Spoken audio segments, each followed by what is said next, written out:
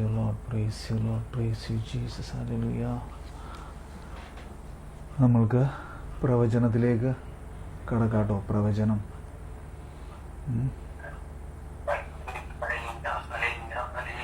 hallelujah, praise you, Lord, thank you, Lord.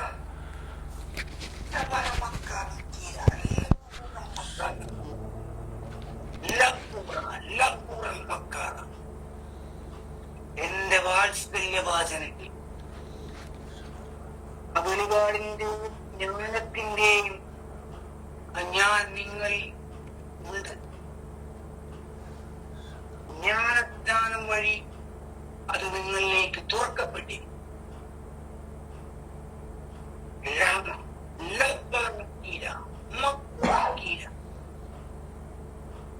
അത് നിങ്ങളിലേക്ക് തുറക്കപ്പെട്ടിരിക്കുന്നു. അന്വേഷിക്കുവിൻ, കണ്ട് മുട്ടുവിൻ, തുറക്കപ്പെടും. നിങ്ങളുടെ ആന്തരിക ഇന്ദ്രിയങ്ങളെ തുറക്കപ്പെടും. നിങ്ങളുടെ കാതുകളെ തുറക്കപ്പെടും. നിങ്ങളുടെ കണ്ണുകളെ തുറക്കപ്പെടും. ഇത് വിശ്വസിക്കുകയും സ്വീകരിക്കുകയും. ആമേൻ, ആമേൻ. വചനത്തിന്റെ പൂർത്തീകരണമായിട്ട് 2 സൗഖ്യങ്ങളാണ്. ഒന്ന്, കാലിന് കൈന് മരവിപ്പ്, രക്തമോടാത്ത അവസ്ഥ അല്ലെങ്കിൽ മരവിപ്പ്, അങ്ങനെ കർത്താവ് സൗഖ്യം കൊടുക്കുന്നു. 2, പലവിചാരം കൂടാതെ പ്രാർത്ഥിക്കാം ഉള്ള ഒരു വ്യക്തിക്ക് കർത്താവ് പ്രാർത്ഥിക്കാനായിട്ട് തുറവി കൊടുക്കും. Hallelujah, praise you, Lord, thank you, Lord, praise you, Jesus, hallelujah, hallelujah. Thank you, Lord, praise you, Lord, praise you, Jesus, hallelujah, hallelujah, hallelujah, hallelujah, hallelujah.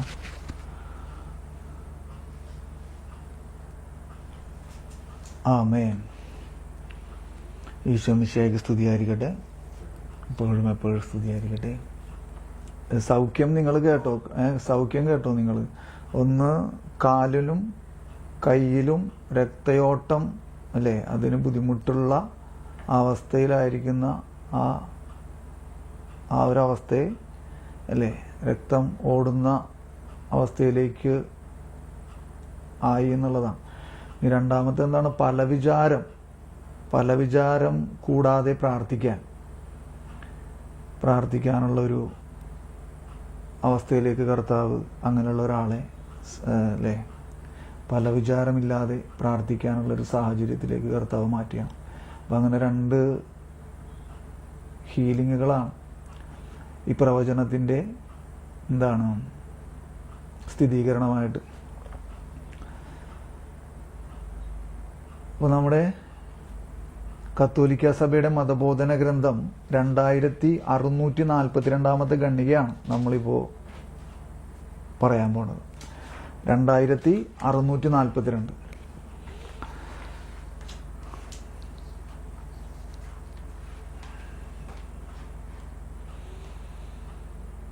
വായിക്കട്ടെ, ഞാൻ വായിക്കാൻ പോണേ. എല്ലാവരും എടുത്തല്ലോ അല്ലേ? സൗണ്ടൊക്കെ ഓക്കെ അല്ലേ? 2642 കേട്ടോ. ഈ സൗണ്ട് ഓക്കെ അല്ലേ? സൗണ്ട് ഓക്കെ അല്ലേ? ഓക്കെ. അപ്പൊ ഞാനത് വായിക്കണേ. ഉടൻ സംഭവിക്കേണ്ടവയുടെ വെളിപ്പെടുത്തൽ അഥവാ വെളിപാട് സ്വർഗീയ ആരാധനയുടെ ഗാനങ്ങളോടൊപ്പം സാക്ഷികളുടെ, അതായത് ബ്രാക്കറ്റിൽ ഇട്ടിരിക്കുകയാണ്, രക്തസാക്ഷികളുടെ മധ്യസ്ഥത്താലും നിർവഹിക്കപ്പെടുന്നു. അപ്പോൾ ഈ ഖണ്ഡിക, ഈ കത്തോലിക്ക സഭയുടെ മതബോധന ഗ്രന്ഥത്തിൽ ഈ 2642 ഈ ഖണ്ഡിക, ഇത് വെളിപാട് പുസ്തകവുമായിട്ട് അതുമായിട്ട് ബന്ധപ്പെടുത്തിയാണ്, അല്ലെങ്കിൽ അതിനോട് ചേർത്ത് വെച്ചുകൊണ്ടാണ് ഈ ഖണ്ഡിക എഴുതിയിരിക്കുന്നത്. അപ്പോൾ വെളിപാട് പുസ്തകത്തെക്കുറിച്ച് നമുക്ക് ഒന്ന് പറയേണ്ടതുണ്ട്. അപ്പം അത് ഇപ്പോഴല്ല, അതിലോട്ട് വരാം. അപ്പോൾ അതിൻ്റെ 1-2 കാര്യങ്ങൾ മനസ്സിലാക്കേണ്ടതുണ്ട്. അപ്പോൾ ഞാൻ ഒന്നും കൂടി വായിക്കുകയാണ്. ഉടൻ സംഭവിക്കേണ്ടവയുടെ വെളിപ്പെടുത്തൽ ഉണ്ടോ, അഥവാ വെളിപാട് സ്വർഗീയ ആരാധനയുടെ ഗാനങ്ങളോടൊപ്പവും. എന്താണ് സ്വർഗീയ ആരാധനയുടെ ഗാനങ്ങൾ? എന്താണ് സ്വർഗീയ ആരാധനയുടെ ഗാനങ്ങൾ? ഞാൻ ഒന്ന് വായിക്കട്ടെ. സ്വർഗീയ ആരാധനയുടെ ഗാനങ്ങൾ എന്ന് പറഞ്ഞാൽ എന്താ? ഇത് കണ്ടോ, കർത്താവ് നിങ്ങളോട് കൂടെ, അങ്ങേ ആത്മാവോടും കൂടെ. ഹൃദയങ്ങൾ ഉയർത്തുവിൻ, കർത്താവിങ്കിലേക്ക് ഞങ്ങൾ ഉയർത്തിയിരിക്കുന്നു. നമ്മുടെ കർത്താവായ ദൈവത്തിന് നന്ദി പ്രകാശിപ്പിക്കാം. അത് ഉചിതവും ന്യായവും അത്രേ. കർത്താവെ, പരിശുദ്ധനായ പിതാവേ, സർവശക്തനും നിത്യനുമായ ദൈവമേ, ഞങ്ങളുടെ കർത്താവായ ക്രിസ്തു വഴി എങ്ങും എപ്പോഴും അങ്ങേക്ക് ഞങ്ങൾ കൃതജ്ഞത അർപ്പിക്കുന്നത് യഥാർത്ഥത്തിൽ ഉചിതവും ന്യായവും യോഗ്യവും രക്ഷാകരവുമാണല്ലോ. എന്തെന്നാൽ നിർമ്മല മാനസരായി ആഹ്ലാദപൂർവം ആണ്ടുതോറും പെസഹ രഹസ്യങ്ങൾ പ്രതീക്ഷിക്കാൻ അങ്ങേ വിശ്വാസികളെ അങ്ങ് കനിഞ്ഞ് അനുഗ്രഹിച്ചുവല്ലോ. അങ്ങനെ അവർ നവജന്മം പ്രാപിച്ച രഹസ്യങ്ങളിൽ കൂടെ കൂടെ പങ്കുചേർന്ന്, ശ്രദ്ധിക്കണോട്ടോ, ഓരോ വാക്കുകളും ശ്രദ്ധിക്കണേ.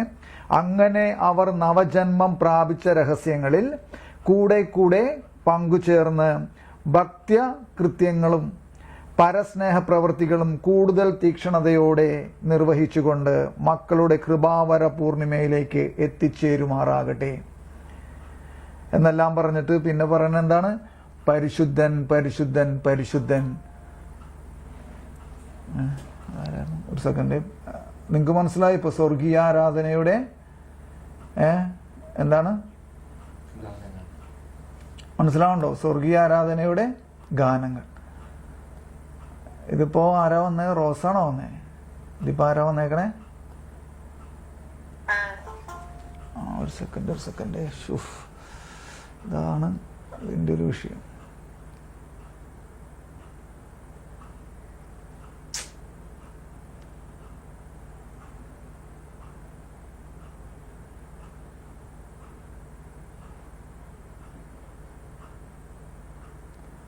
അനീഷിന്റെ ഓഡിയോ ഓഫ് ചെയ്തറ.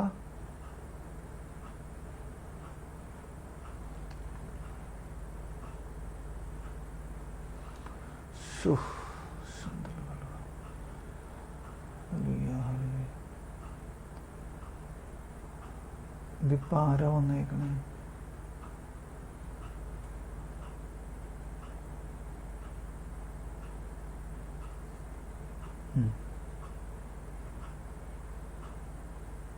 രണ്ടായിരത്തി 642 ഖണ്ഡികയാണ് കേട്ടോ ഇപ്പൊ വന്നവർക്ക്. വീണ്ടും ഞാൻ പറയാണ്, 2642 ഖണ്ഡിക കേട്ടോ. 2642 ഖണ്ഡിക കേട്ടോ. ഞാന് ഇതിന്റെ ഇടയിൽ വന്നിട്ട് അഡ്മിറ്റ് ആയപ്പോ കേൾക്കാൻ പറ്റുണ്ടോ? ഇപ്പൊ റോസിന് കേൾക്കാമോ? നിനക്ക് കേൾക്കാമോ? അപ്പോ 2642 ഖണ്ഡികയാണ് പറഞ്ഞേ. അപ്പൊ ഞാനൊന്നും കൂടി വായിക്കാം. ഉടൻ സംഭവിക്കേണ്ടവയുടെ വെളിപ്പെടുത്തൽ അഥവാ വെളിപാട് സ്വർഗീയ ആരാധനയുടെ ഗാനങ്ങളോടൊപ്പവും സാക്ഷികളുടെ, അതായത് രക്തസാക്ഷികളുടെ മധ്യസ്ഥത്താലും നിർവഹിക്കപ്പെടും. അപ്പൊ സ്വർഗീയ ആരാധനയുടെ ഗാനങ്ങളോടൊപ്പം. അപ്പൊ നമുക്കിപ്പോ അത് മനസ്സിലായത് എന്താണ് സ്വർഗീയ ആരാധനയുടെ ഗാനങ്ങള്? പരിശുദ്ധൻ പരിശുദ്ധൻ പരിശുദ്ധൻ അല്ലേ? എന്താണ് പിന്നെ? സ്വർഗവും ഭൂമിയും അങ്ങേ മഹിമയാൽ നിറഞ്ഞിരിക്കുന്നു. ഉന്നതങ്ങളിൽ ഓശാന. കർത്താവിന്റെ തിരുനാമത്തിൽ വരുന്നവൻ അനുഗ്രഹീതൻ. ഉന്നതങ്ങളിൽ ഹോസാന. അപ്പൊ അതാണ് സ്വർഗീയ ആരാധനയുടെ ഗാനങ്ങളോടൊപ്പം. അപ്പൊ സ്വർഗത്തെ കണ്ടുകൊണ്ടാണ് അല്ലെ, സ്വർഗത്തിൽ നടക്കുന്ന കാര്യത്തെയാണ് വെളിപാട് പുസ്തകത്തിൽ പ്രതിപാദിച്ചിരിക്കുന്നത് മെയിനായിട്ട്. പിന്നെ യേശുവിന്റെ രണ്ടാം വരവ്, മനസ്സിലായോ? പിന്നെ പുതിയ ആകാശവും പുതിയ ഭൂമിയും. അപ്പൊ ഇതൊക്കെയാണ് വെളിപാട് പുസ്തകത്തിന്റെ അല്ലേ അതിൽ ചിത്രീകരിച്ചിരിക്കുന്നത്. അപ്പോൾ ഞാൻ ഒന്നും കൂടി അത് വായിക്കുകയാണ്. ഉടൻ സംഭവിക്കേണ്ടവയുടെ വെളിപ്പെടുത്തൽ അഥവാ വെളിപാട് സ്വർഗീയ ആരാധനയുടെ ഗാനങ്ങളോടൊപ്പവും സാക്ഷികളുടെ, അതായത് രക്തസാക്ഷികളുടെ മധ്യസ്ഥത്താലും നിർവഹിക്കപ്പെടുന്നു. അതിന്റെ ഇടയിൽ വചനങ്ങളൊക്കെ ഉണ്ട്. വചനങ്ങളൊക്കെ നമുക്ക് ഇത്തിരി നേരം കഴിഞ്ഞിട്ട് വായിക്കാം കേട്ടോ. അതിലേക്ക് പിന്നീട് വരാം. പ്രവാചകന്മാരും വിശുദ്ധരും യേശുവിന് സാക്ഷ്യം വഹിച്ചതിനാൽ ഈ ഭൂമുഖത്ത് വധിക്കപ്പെട്ട എല്ലാവരും മഹാദുരിതത്തിലൂടെ കടന്ന് നമുക്ക് മുൻപേ ദൈവരാജ്യത്തിലേക്ക് പ്രവേശിച്ചവരും സിംഹാസനത്തിൽ ഇരിക്കുന്നവന്റെയും കുഞ്ഞാടിന്റെയും സ്തുതിയും മഹത്വവും പ്രകീർത്തിക്കും. അവരുമായി ഐക്യപ്പെട്ട് ഭൂമിയിലുള്ള സഭയും പരീക്ഷണങ്ങളുടെ മധ്യേ വിശ്വാസത്തോടെ ഈ ഗീതങ്ങൾ ആലപിക്കുന്നു. അപ്പൊ ഈ പറഞ്ഞ ഗീതങ്ങളാണത്. മനസ്സിലായോ? പരിശുദ്ധൻ പരിശുദ്ധൻ പരിശുദ്ധൻ. യാചനയാലും മധ്യസ്ഥത്താലും വിശ്വാസം എല്ലാ പ്രത്യാശയ്ക്കുമെതിരെ പ്രത്യാശ പുലർത്തുകയും എല്ലാ സമ്പൂർണ്ണ ദാനവും ആരിൽ നിന്ന് നിർഗളിക്കുന്നുവോ ആ പ്രകാശങ്ങളുടെ പിതാവിന് നന്ദി അർപ്പിക്കുകയും ചെയ്യുന്നു. അങ്ങനെ വിശ്വാസം സംശുദ്ധമായ സ്തുതിപ്പാണ്. ഞാനിപ്പോൾ ഇതിങ്ങനെ ഓടിച്ചു വായിച്ചു പോയതാണ്. നിങ്ങൾക്ക് ഈ ഗണ്ണികയിൽ എന്താണ് പ്രത്യേകതയെന്ന് മനസ്സിലായോ? ഈ ഗണ്ണികയിൽ ഏറ്റവും കാതലായ ഒരു ഘടകം ഒളിഞ്ഞിരിപ്പുണ്ട്. അത് പെട്ടെന്ന് പഴയ ആൾക്കാർക്കൊക്കെ ചിലപ്പോൾ അറിയാൻ പറ്റുമായിരിക്കാം.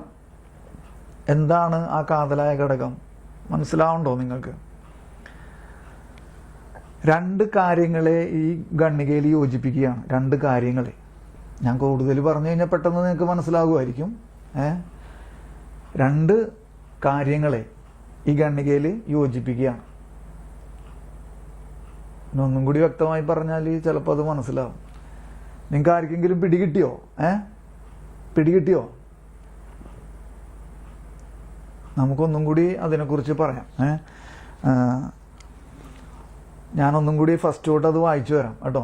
ഉടൻ സംഭവിക്കേണ്ടവയുടെ വെളിപ്പെടുത്തൽ അഥവാ വെളിപാട് സ്വർഗീയ ആരാധനയുടെ ഗാനങ്ങളോടൊപ്പം 127 ആ ഫുട് നോട്ട് നോക്കിയേ. അതൊക്കെ ഒന്ന് ഒരാളൊന്ന് വായിച്ചേ. ഞാനിവിടെ ഞാനെടുത്താൽ ഒന്ന് ആ വചനങ്ങളൊക്കെ നിങ്ങളൊന്ന് ഇതിലാരെങ്കിലും ഒരാളെ നിങ്ങളൊന്ന് നോക്കിയൊന്ന് വെളിപാട് പുസ്തകത്തിൽ 4-ാം അധ്യായം 8 മുതൽ 11 വരെയുള്ള വചനങ്ങളൊന്ന് വായിച്ചേ. 4-ാം അധ്യായം 8 മുതൽ 11 വരെയുള്ള വചനങ്ങൾ. അപ്പൊ അതില് ആദ്യത്തെ വചനം മാത്രം അല്ലേ, അതില് ഒരു പ്രത്യേക ഇപ്പോ ഞാൻ തന്നെ എടുക്കേണ്ടി വരുമെന്നോ തോന്നണേ. 4-ാം അധ്യായത്തില് 8 മുതൽ 11 വരെയുള്ള. അപ്പൊ നിങ്ങൾ ആ പഠന ബൈബിൾ എടുത്തോട്ടോ. പഠന ബൈബിൾ എല്ലാവരും എടുക്കണേ. 4-ാം അധ്യായം 8 മുതൽ 11 വരെയുള്ള വചനങ്ങളൊന്ന് നോക്കിയേ.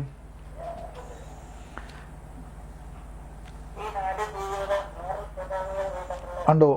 ഈ 4 ജീവികളും 6 ചിറകുകൾ വീതമുള്ള ചുറ്റും നിറയെ ഉള്ള കണ്ണുകൾ എന്നൊക്കെ പറഞ്ഞു കഴിഞ്ഞിട്ട് പിന്നെ അത് കഴിഞ്ഞിട്ട് 9-ാമത്തെ വചനം ആ ജീവികൾ എന്നും എന്നേക്കും ജീവിക്കുന്നവനായ സിംഹാസനത്തിന് മഹത്വവും ബഹുമാനവും കൃതജ്ഞതയും നൽകിയപ്പോഴെല്ലാം ആ 24 ശ്രേഷ്ഠന്മാർ സിംഹാസനത്തിന്റെ മുമ്പിൽ നിന്ന് വീണ് എന്നും എന്നേക്കും ജീവിക്കുന്നവനെ സാഷ്ടാംഗം പ്രണമിക്കുകയും തങ്ങളുടെ കിരീടങ്ങൾ സിംഹാസനത്തിന് മുമ്പിൽ വയ്ക്കുകയും ഇങ്ങനെ പറയുകയും ചെയ്തു: ഞങ്ങളുടെ ദൈവവും കർത്താവുമായ അങ്ങ് മഹത്വവും ബഹുമാനവും ശക്തിയും സ്വീകരിക്കാൻ അർഹനാണ്. എന്തെന്നാൽ അങ്ങ് സർവവും സൃഷ്ടിച്ചു, അങ്ങയുടെ ഹിതത്താൽ അവ ഉണ്ടാകെ സൃഷ്ടിക്കപ്പെടുകയും ചെയ്തു.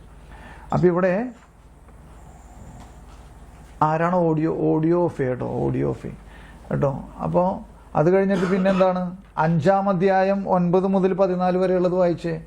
5-ാം അധ്യായം 9 മുതൽ 14 വരെയുള്ള വചനങ്ങൾ വായിച്ചേ.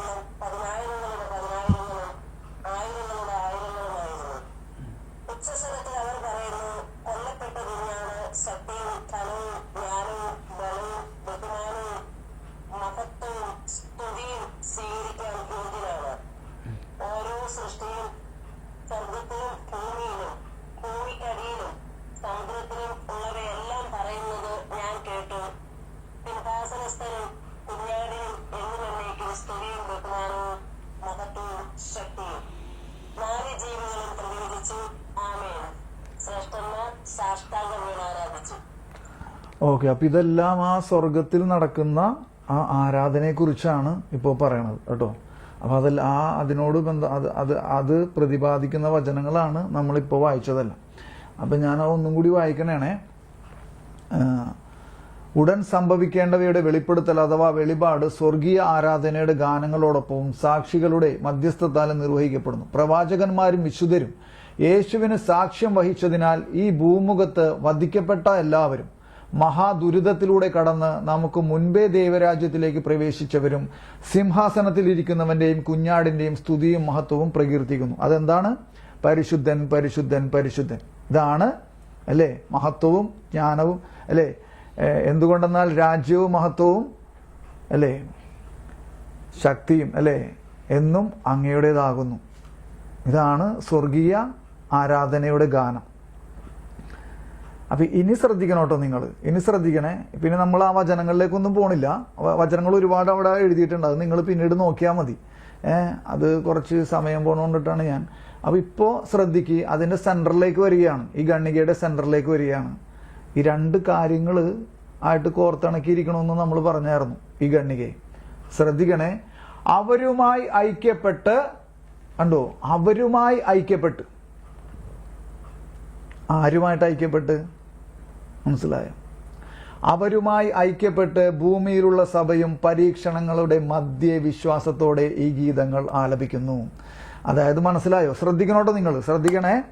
അതായത് അവരുമായി ഐക്യപ്പെട്ട് എന്ന് പറഞ്ഞാൽ നമ്മൾ നേരത്തെ ഇപ്പൊ പറഞ്ഞത് കണ്ടോ, ഈ റോമൻ മിസലിലെ ആമുഖഗീതി, ആമുഖഗീതിനെ കുറിച്ചാണ് നമ്മൾ നേരത്തെ വായിച്ചത്.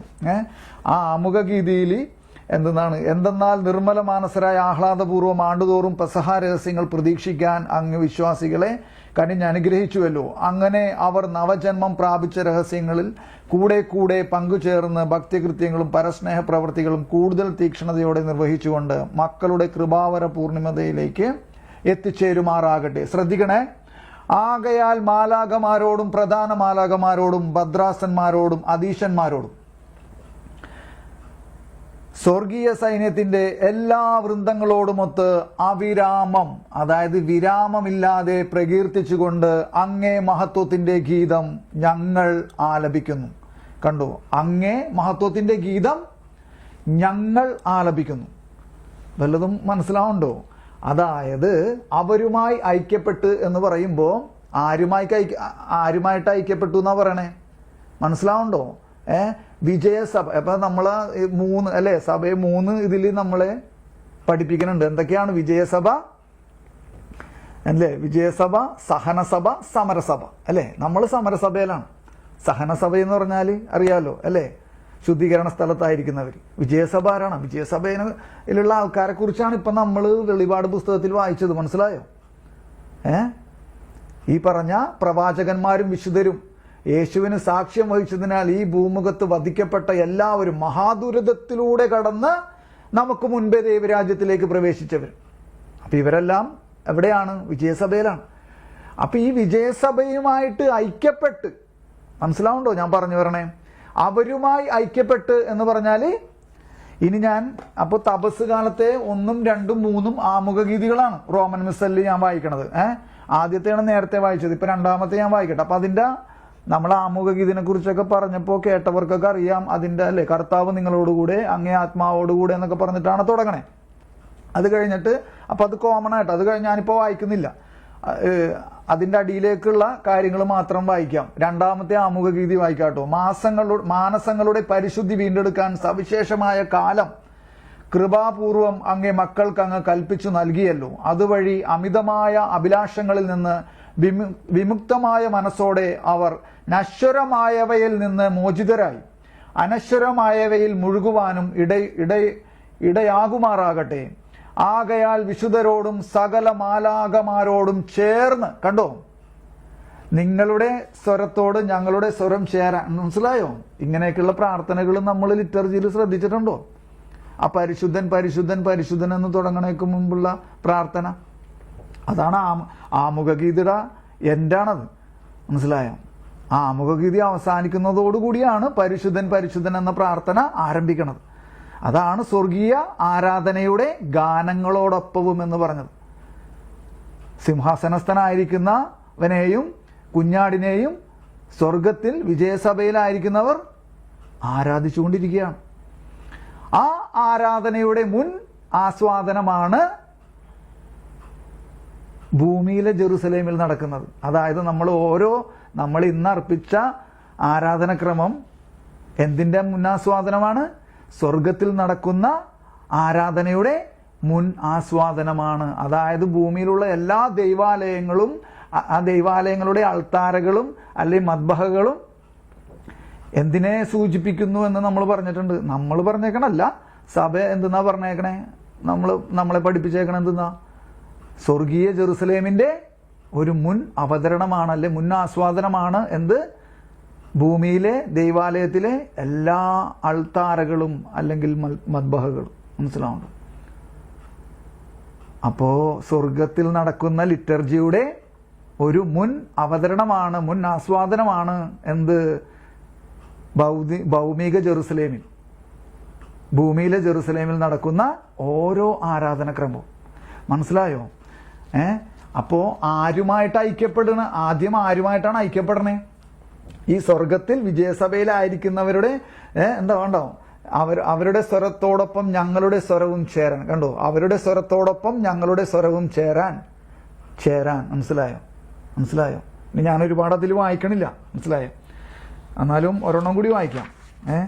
ഞാൻ ഒന്നും കൂടി വായിക്കട്ടെ. മൂന്നാമത്തെ തപസ്കാലം 3-ാം ആമുഖഗീതി. അപ്പോൾ ആത്മപരിത്യാഗം വഴി അങ്ങേക്ക് ഞങ്ങൾ നന്ദി അർപ്പിക്കണമെന്ന് അങ്ങ് തിരുവുള്ളമായി. അഹങ്കാരം അമർത്തുന്നതിനും വിശക്കുന്നവർക്ക് ആഹാരം ലഭ്യമാക്കിക്കൊണ്ട് അങ്ങേ കാരുണ്യം അനുകരിക്കുന്നതിനും ഇടയാക്കുമല്ലോ. ആകയാൽ എണ്ണമറ്റ മാലാകമാരോടും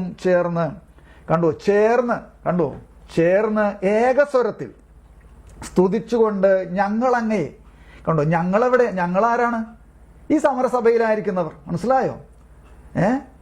മനസ്സിലാവുണ്ടോ? ഞങ്ങളാരാണ്? അവരുമായി ഐക്യപ്പെട്ട് ഭൂമിയിലുള്ള സഭ. മനസ്സിലായോ? അപ്പൊ ഞാൻ പറഞ്ഞു വന്നത് ഒറ്റ വാക്കിൽ അതിനെ കൂടുതൽ ക്ലാരിറ്റി തരികയാണ്. അതായത് അവരുമായി ഐക്യപ്പെട്ടെന്ന് പറഞ്ഞാൽ വിജയസഭയുമായിട്ട് ഐക്യപ്പെട്ട് ഭൂമിയിലുള്ള സഭ എന്ന് പറഞ്ഞാൽ സമരസഭയും. സമരസഭയും വിജയസഭയും കൂടി ഉണ്ടോ?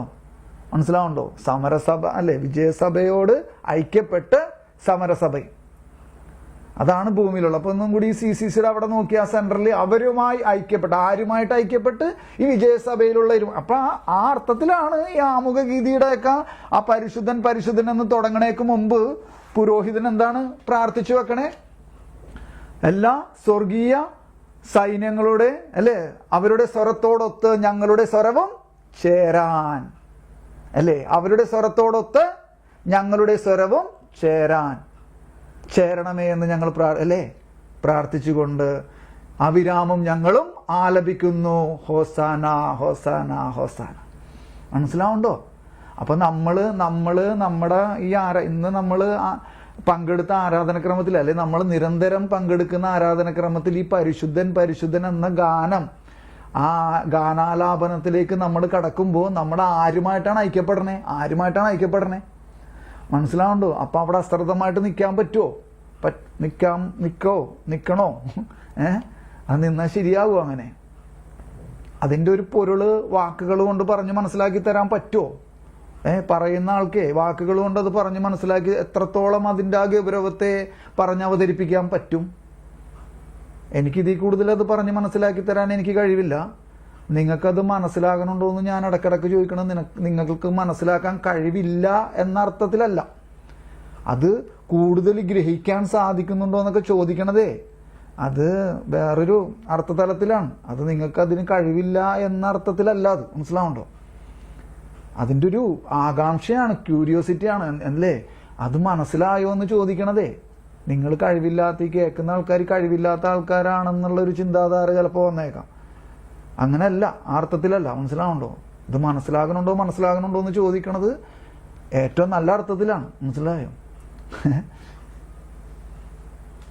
അപ്പൊ ഇതിനൊരു വിഷയമുണ്ട്. ഈ മനസ്സിലായോ എന്ന് ചോദിച്ചതിനൊരു വിഷയം ഉണ്ടായിട്ടുണ്ട്. അതുകൊണ്ടിട്ടാണ് ഞാനിത് എടുത്ത് പറയാൻ കാരണം.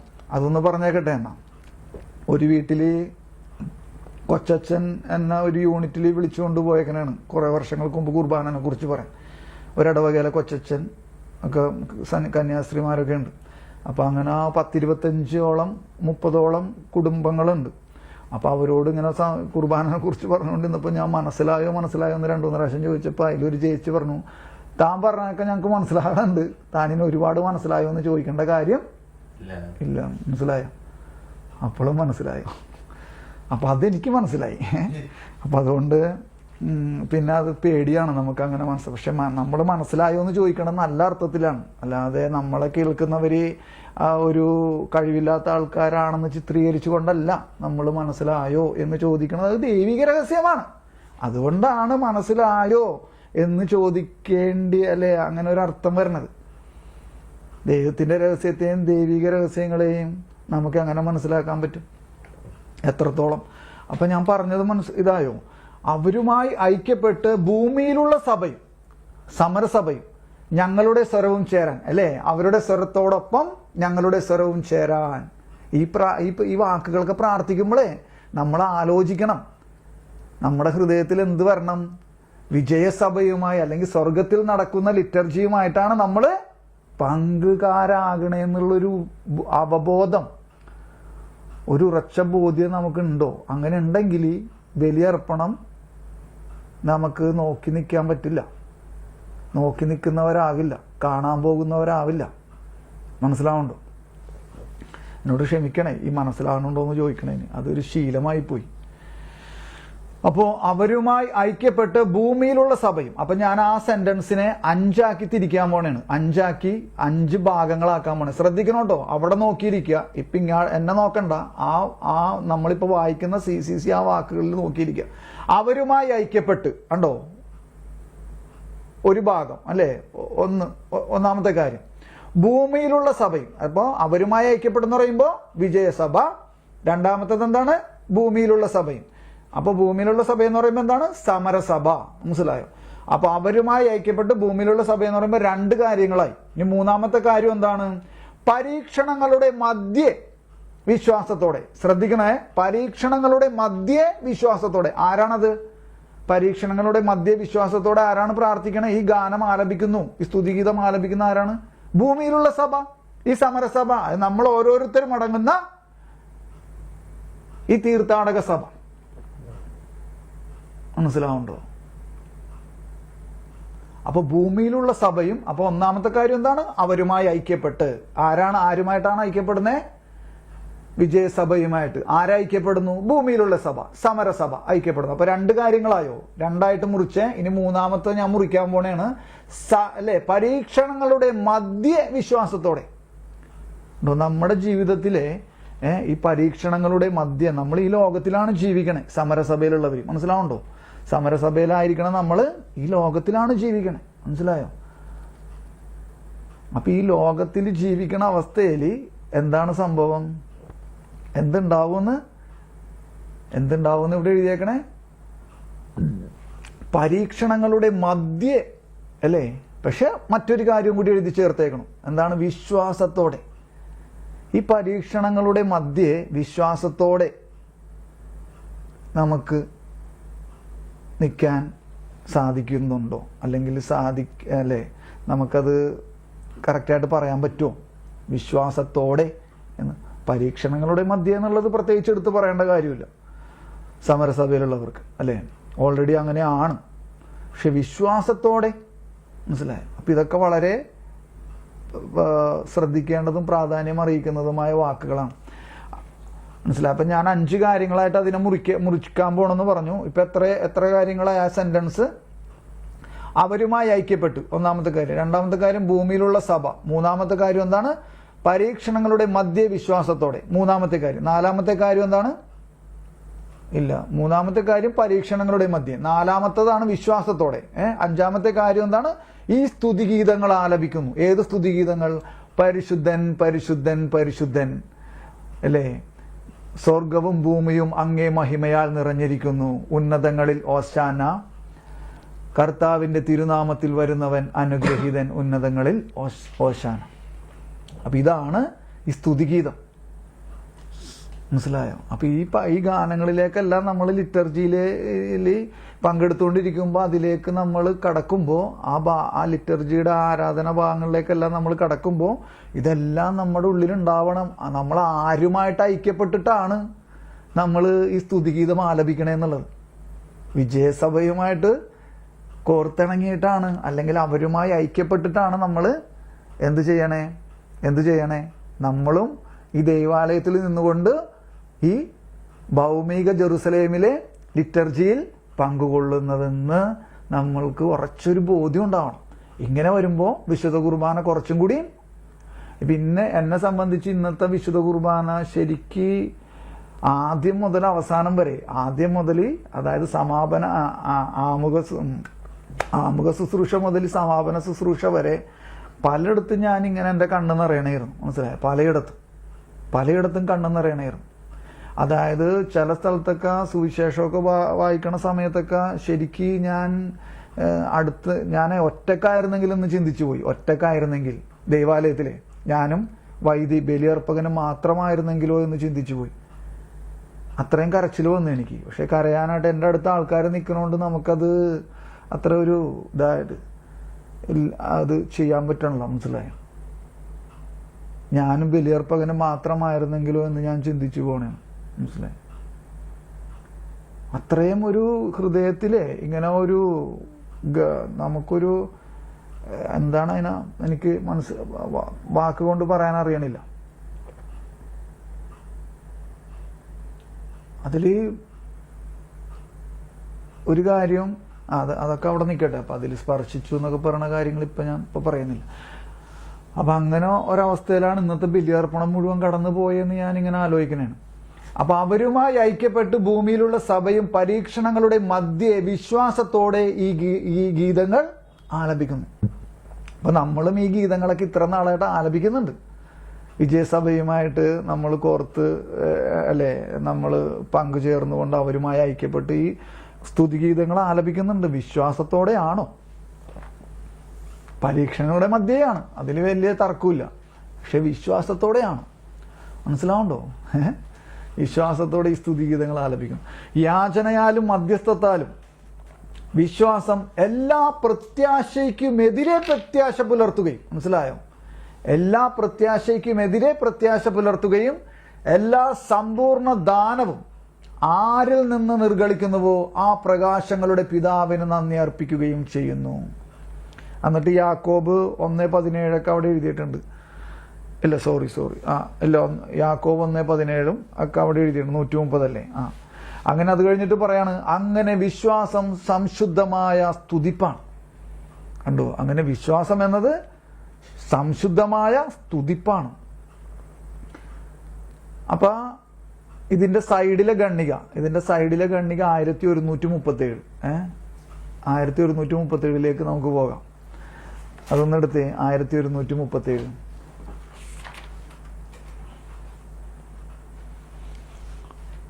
Hallelujah, praise you Lord, thank you Lord, praise you Jesus, hallelujah, hallelujah, thank you Lord, praise you Lord, praise you Jesus. ഇതിപ്പോൾ എല്ലാവരും കേൾക്കണുണ്ടല്ലോ അല്ലേ? കേൾക്കാൻ പറ്റുന്നുണ്ടോ എല്ലാവർക്കും? സൗണ്ട് ഓക്കെ അല്ലേ? ഓക്കെ. അപ്പോൾ 1137 ഗണ്ണിക ഞാൻ വായിക്കാൻ പോകണം. എല്ലാവരും എടുത്തോ? വായിക്കട്ടെ.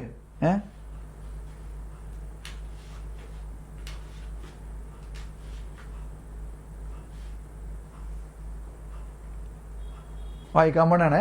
സ്വർഗീയ ആരാധന ആഘോഷിക്കുന്നവർ. കണ്ടോ? സ്വർഗീയ ആരാധന ആഘോഷിക്കുന്നവർ. വിശുദ്ധ യോഹന്നാൻ എഴുതിയതും സഭയുടെ ആരാധനക്രമത്തിൽ വായിക്കപ്പെടുന്നതുമായ വെളിപാട് പുസ്തകം നമുക്ക് ആദ്യം വെളിപ്പെടുത്തുന്നു. എന്തെന്നാ വെളിപ്പെടുത്തുന്നത്? സ്വർഗത്തിലൊരു സിംഹാസനം. അങ്ങനെ പറഞ്ഞിട്ടാണ് ഈ വെളിപാട് പുസ്തകം തുടങ്ങുന്നത് തന്നെ.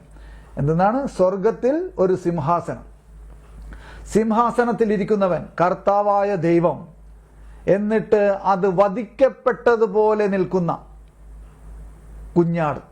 കണ്ടോ? വധിക്കപ്പെട്ടതുപോലെ നിൽക്കുന്ന. ഇതിന്റെ അർത്ഥം നിങ്ങൾക്കറിയോ? വെളിപാട് 5:6 വായിച്ചേ. വെളിപാട് 5-ാം അധ്യായം 6-ാമത്തെ വചനം എന്താണ് പറഞ്ഞിരിക്കണേ? 5-ാമത്തെ വചനം, അപ്പോൾ സിംഹാസനത്തിന്റെയും 4 ജീവികളുടെയും നടുവിൽ, ശ്രേഷ്ഠന്മാരുടെ നടുവിൽ കൊല്ലപ്പെട്ട പോലെ നിൽക്കുന്ന ഒരു കുഞ്ഞാടിനെ ഞാൻ കണ്ടു. ആര് കണ്ടു? യോഹന്നാൻ കാണുകയാണ്. അപ്പൊ അതെന്താണ്? കൊല്ലപ്പെട്ട കുഞ്ഞാട്. അതെന്താണ്? കൊല്ലപ്പെട്ടു, പക്ഷെ അത് നിൽക്കുന്നു. കൊല്ലപ്പെട്ടത് നിൽക്കുന്നു. മനസ്സിലാവുണ്ടോ? കൊല്ലപ്പെട്ടത് എന്നാൽ നിൽക്കുന്നു. അത് ക്രിസ്തു. ആരാണ്? കുഞ്ഞാട് ക്രിസ്തുവാണ് അല്ലേ? ഉദ്ധിതനായ ക്രിസ്തുവിന്റെ പ്രതീകമാണത്. ഉദ്ധിതനായ ക്രിസ്തുവിന്റെ പ്രതീകമാണ്. വധിക്കപ്പെട്ടതുപോലെ നിൽക്കുന്ന കുഞ്ഞാടിനെ ഞാൻ കണ്ടു എന്ന് പറഞ്ഞാൽ വധിക്കപ്പെട്ടത് അല്ലേ? അവന്റെ പീഡാനുഭവം, കുരിശുമരണം, ഉദ്ധാനം. മനസ്സിലായി? പീഡാനുഭവം, കുരിശുമരണം, ഉദ്ധാനം എന്നിവ അല്ലെങ്കിൽ അല്ലെ അതിനെ അനുസ്മരിപ്പിക്കുന്ന ഒരു കാര്യമാണ് അവിടെ എഴുതി വച്ചിരിക്കുന്നത്. വെളിപാട് 5:6. മനസ്സിലായോ? വധിക്കപ്പെട്ടു എന്നാൽ നിൽക്കുന്നത് പോലെ. മനസ്സിലാവുണ്ടോ? അപ്പൊ ഇതെല്ലാം മനസ്സിലാക്കണം. അപ്പൊ ഞാൻ CCCയിൽ ഇത് വായിക്കണോ? അതൊന്നും കൂടി വായിക്കണേ. കർത്താവായ ദൈവം എന്നിട്ട് അത് വധിക്കപ്പെട്ടതുപോലെ നിൽക്കുന്ന കുഞ്ഞാട്, ക്രൂശിക്കപ്പെടുകയും ഉദ്ധിതനാവുകയും ചെയ്ത ക്രിസ്തു. കണ്ടു, ഇവിടെ തന്നെ അത് എഴുതിയിട്ടുണ്ട്. ക്രൂശിക്കപ്പെടുകയും ഉദ്ധിതനാവുകയും ചെയ്ത ക്രിസ്തു. ആര്? ഈ വധിക്കപ്പെട്ടതുപോലെ നിൽക്കുന്ന കുഞ്ഞാട് ആരാണ്? ക്രൂശിതനാവുകയും ഉദ്ധിതനാവുകയും ചെയ്ത കുഞ്ഞാടിന്റെ പ്രതീകമാണ്.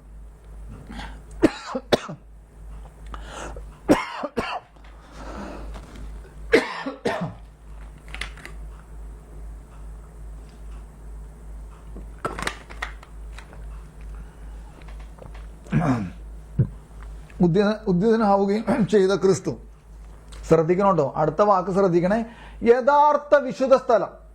അതാ എവിടെയാണത്? ഏതാണ്? എവിടെയാണൊക്കെ ചോദിക്കുമ്പോൾ പെട്ടെന്ന് മനസ്സിലാവും അതെന്താണെന്നൊക്കെ. അല്ലേ? യഥാർത്ഥ വിശുദ്ധ സ്ഥലം എന്താണ്? സ്വർഗീയ ജെറുസലേം. യഥാർത്ഥ വിശുദ്ധ സ്ഥലത്തെ ഏക പ്രധാന പുരോഹിതൻ അതാരാണ്? ക്രിസ്തു. ഏക പ്രധാന പുരോഹിതൻ. ശ്രദ്ധിക്കണേ, സമർപ്പിക്കുകയും സമർപ്പിക്കപ്പെടുകയും. ആരാണ് നമുക്കിത് സമർപ്പിച്ചത്?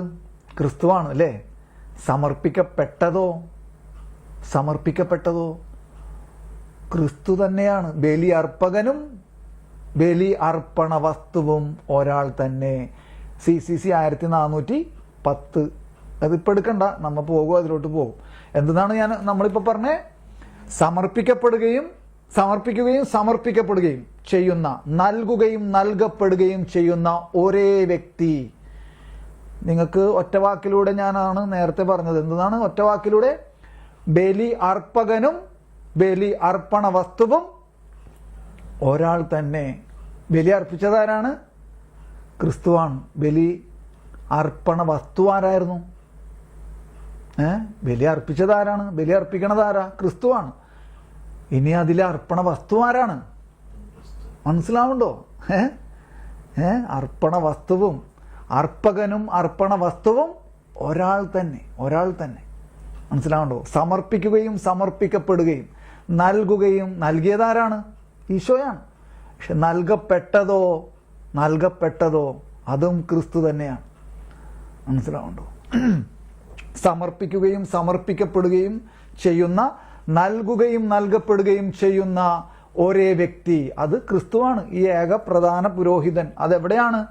എവിടെയാണത്? യഥാർത്ഥ വിശുദ്ധ സ്ഥലത്ത്. മനസ്സിലായോ? അതിന്റെ മുൻ ആസ്വാദനവും മുൻ അവതരണവുമാണ് എന്ത്? നമ്മുടെ നമ്മൾ ഈ ഭൂമിയിൽ കാണുന്ന ആരാധനക്രമം. അപ്പൊ അതിനെ നമുക്ക് നിസ്സാരമായിട്ട് കാണാൻ പറ്റുമോ? അതിൽ നിസ്സാരമായിട്ട് പങ്കെടുക്കാൻ പറ്റുമോ? അതിനെ നമുക്ക് ഒരു അനുഭവമില്ലാതെ നമുക്ക് പോകാൻ പറ്റുമോ? ദൈവത്തിന്റെയും കുഞ്ഞാടിന്റെയും സിംഹാസനത്തിൽ ഒഴുകുന്ന ജീവജലത്തിന്റെ നദി പരിശുദ്ധാത്മാവിനെ കുറിച്ചുള്ള ഏറ്റവും മനോഹരമായ പ്രതീകങ്ങളിൽ ഒന്നാണ്. അതൊക്കെ നമുക്കറിയാം.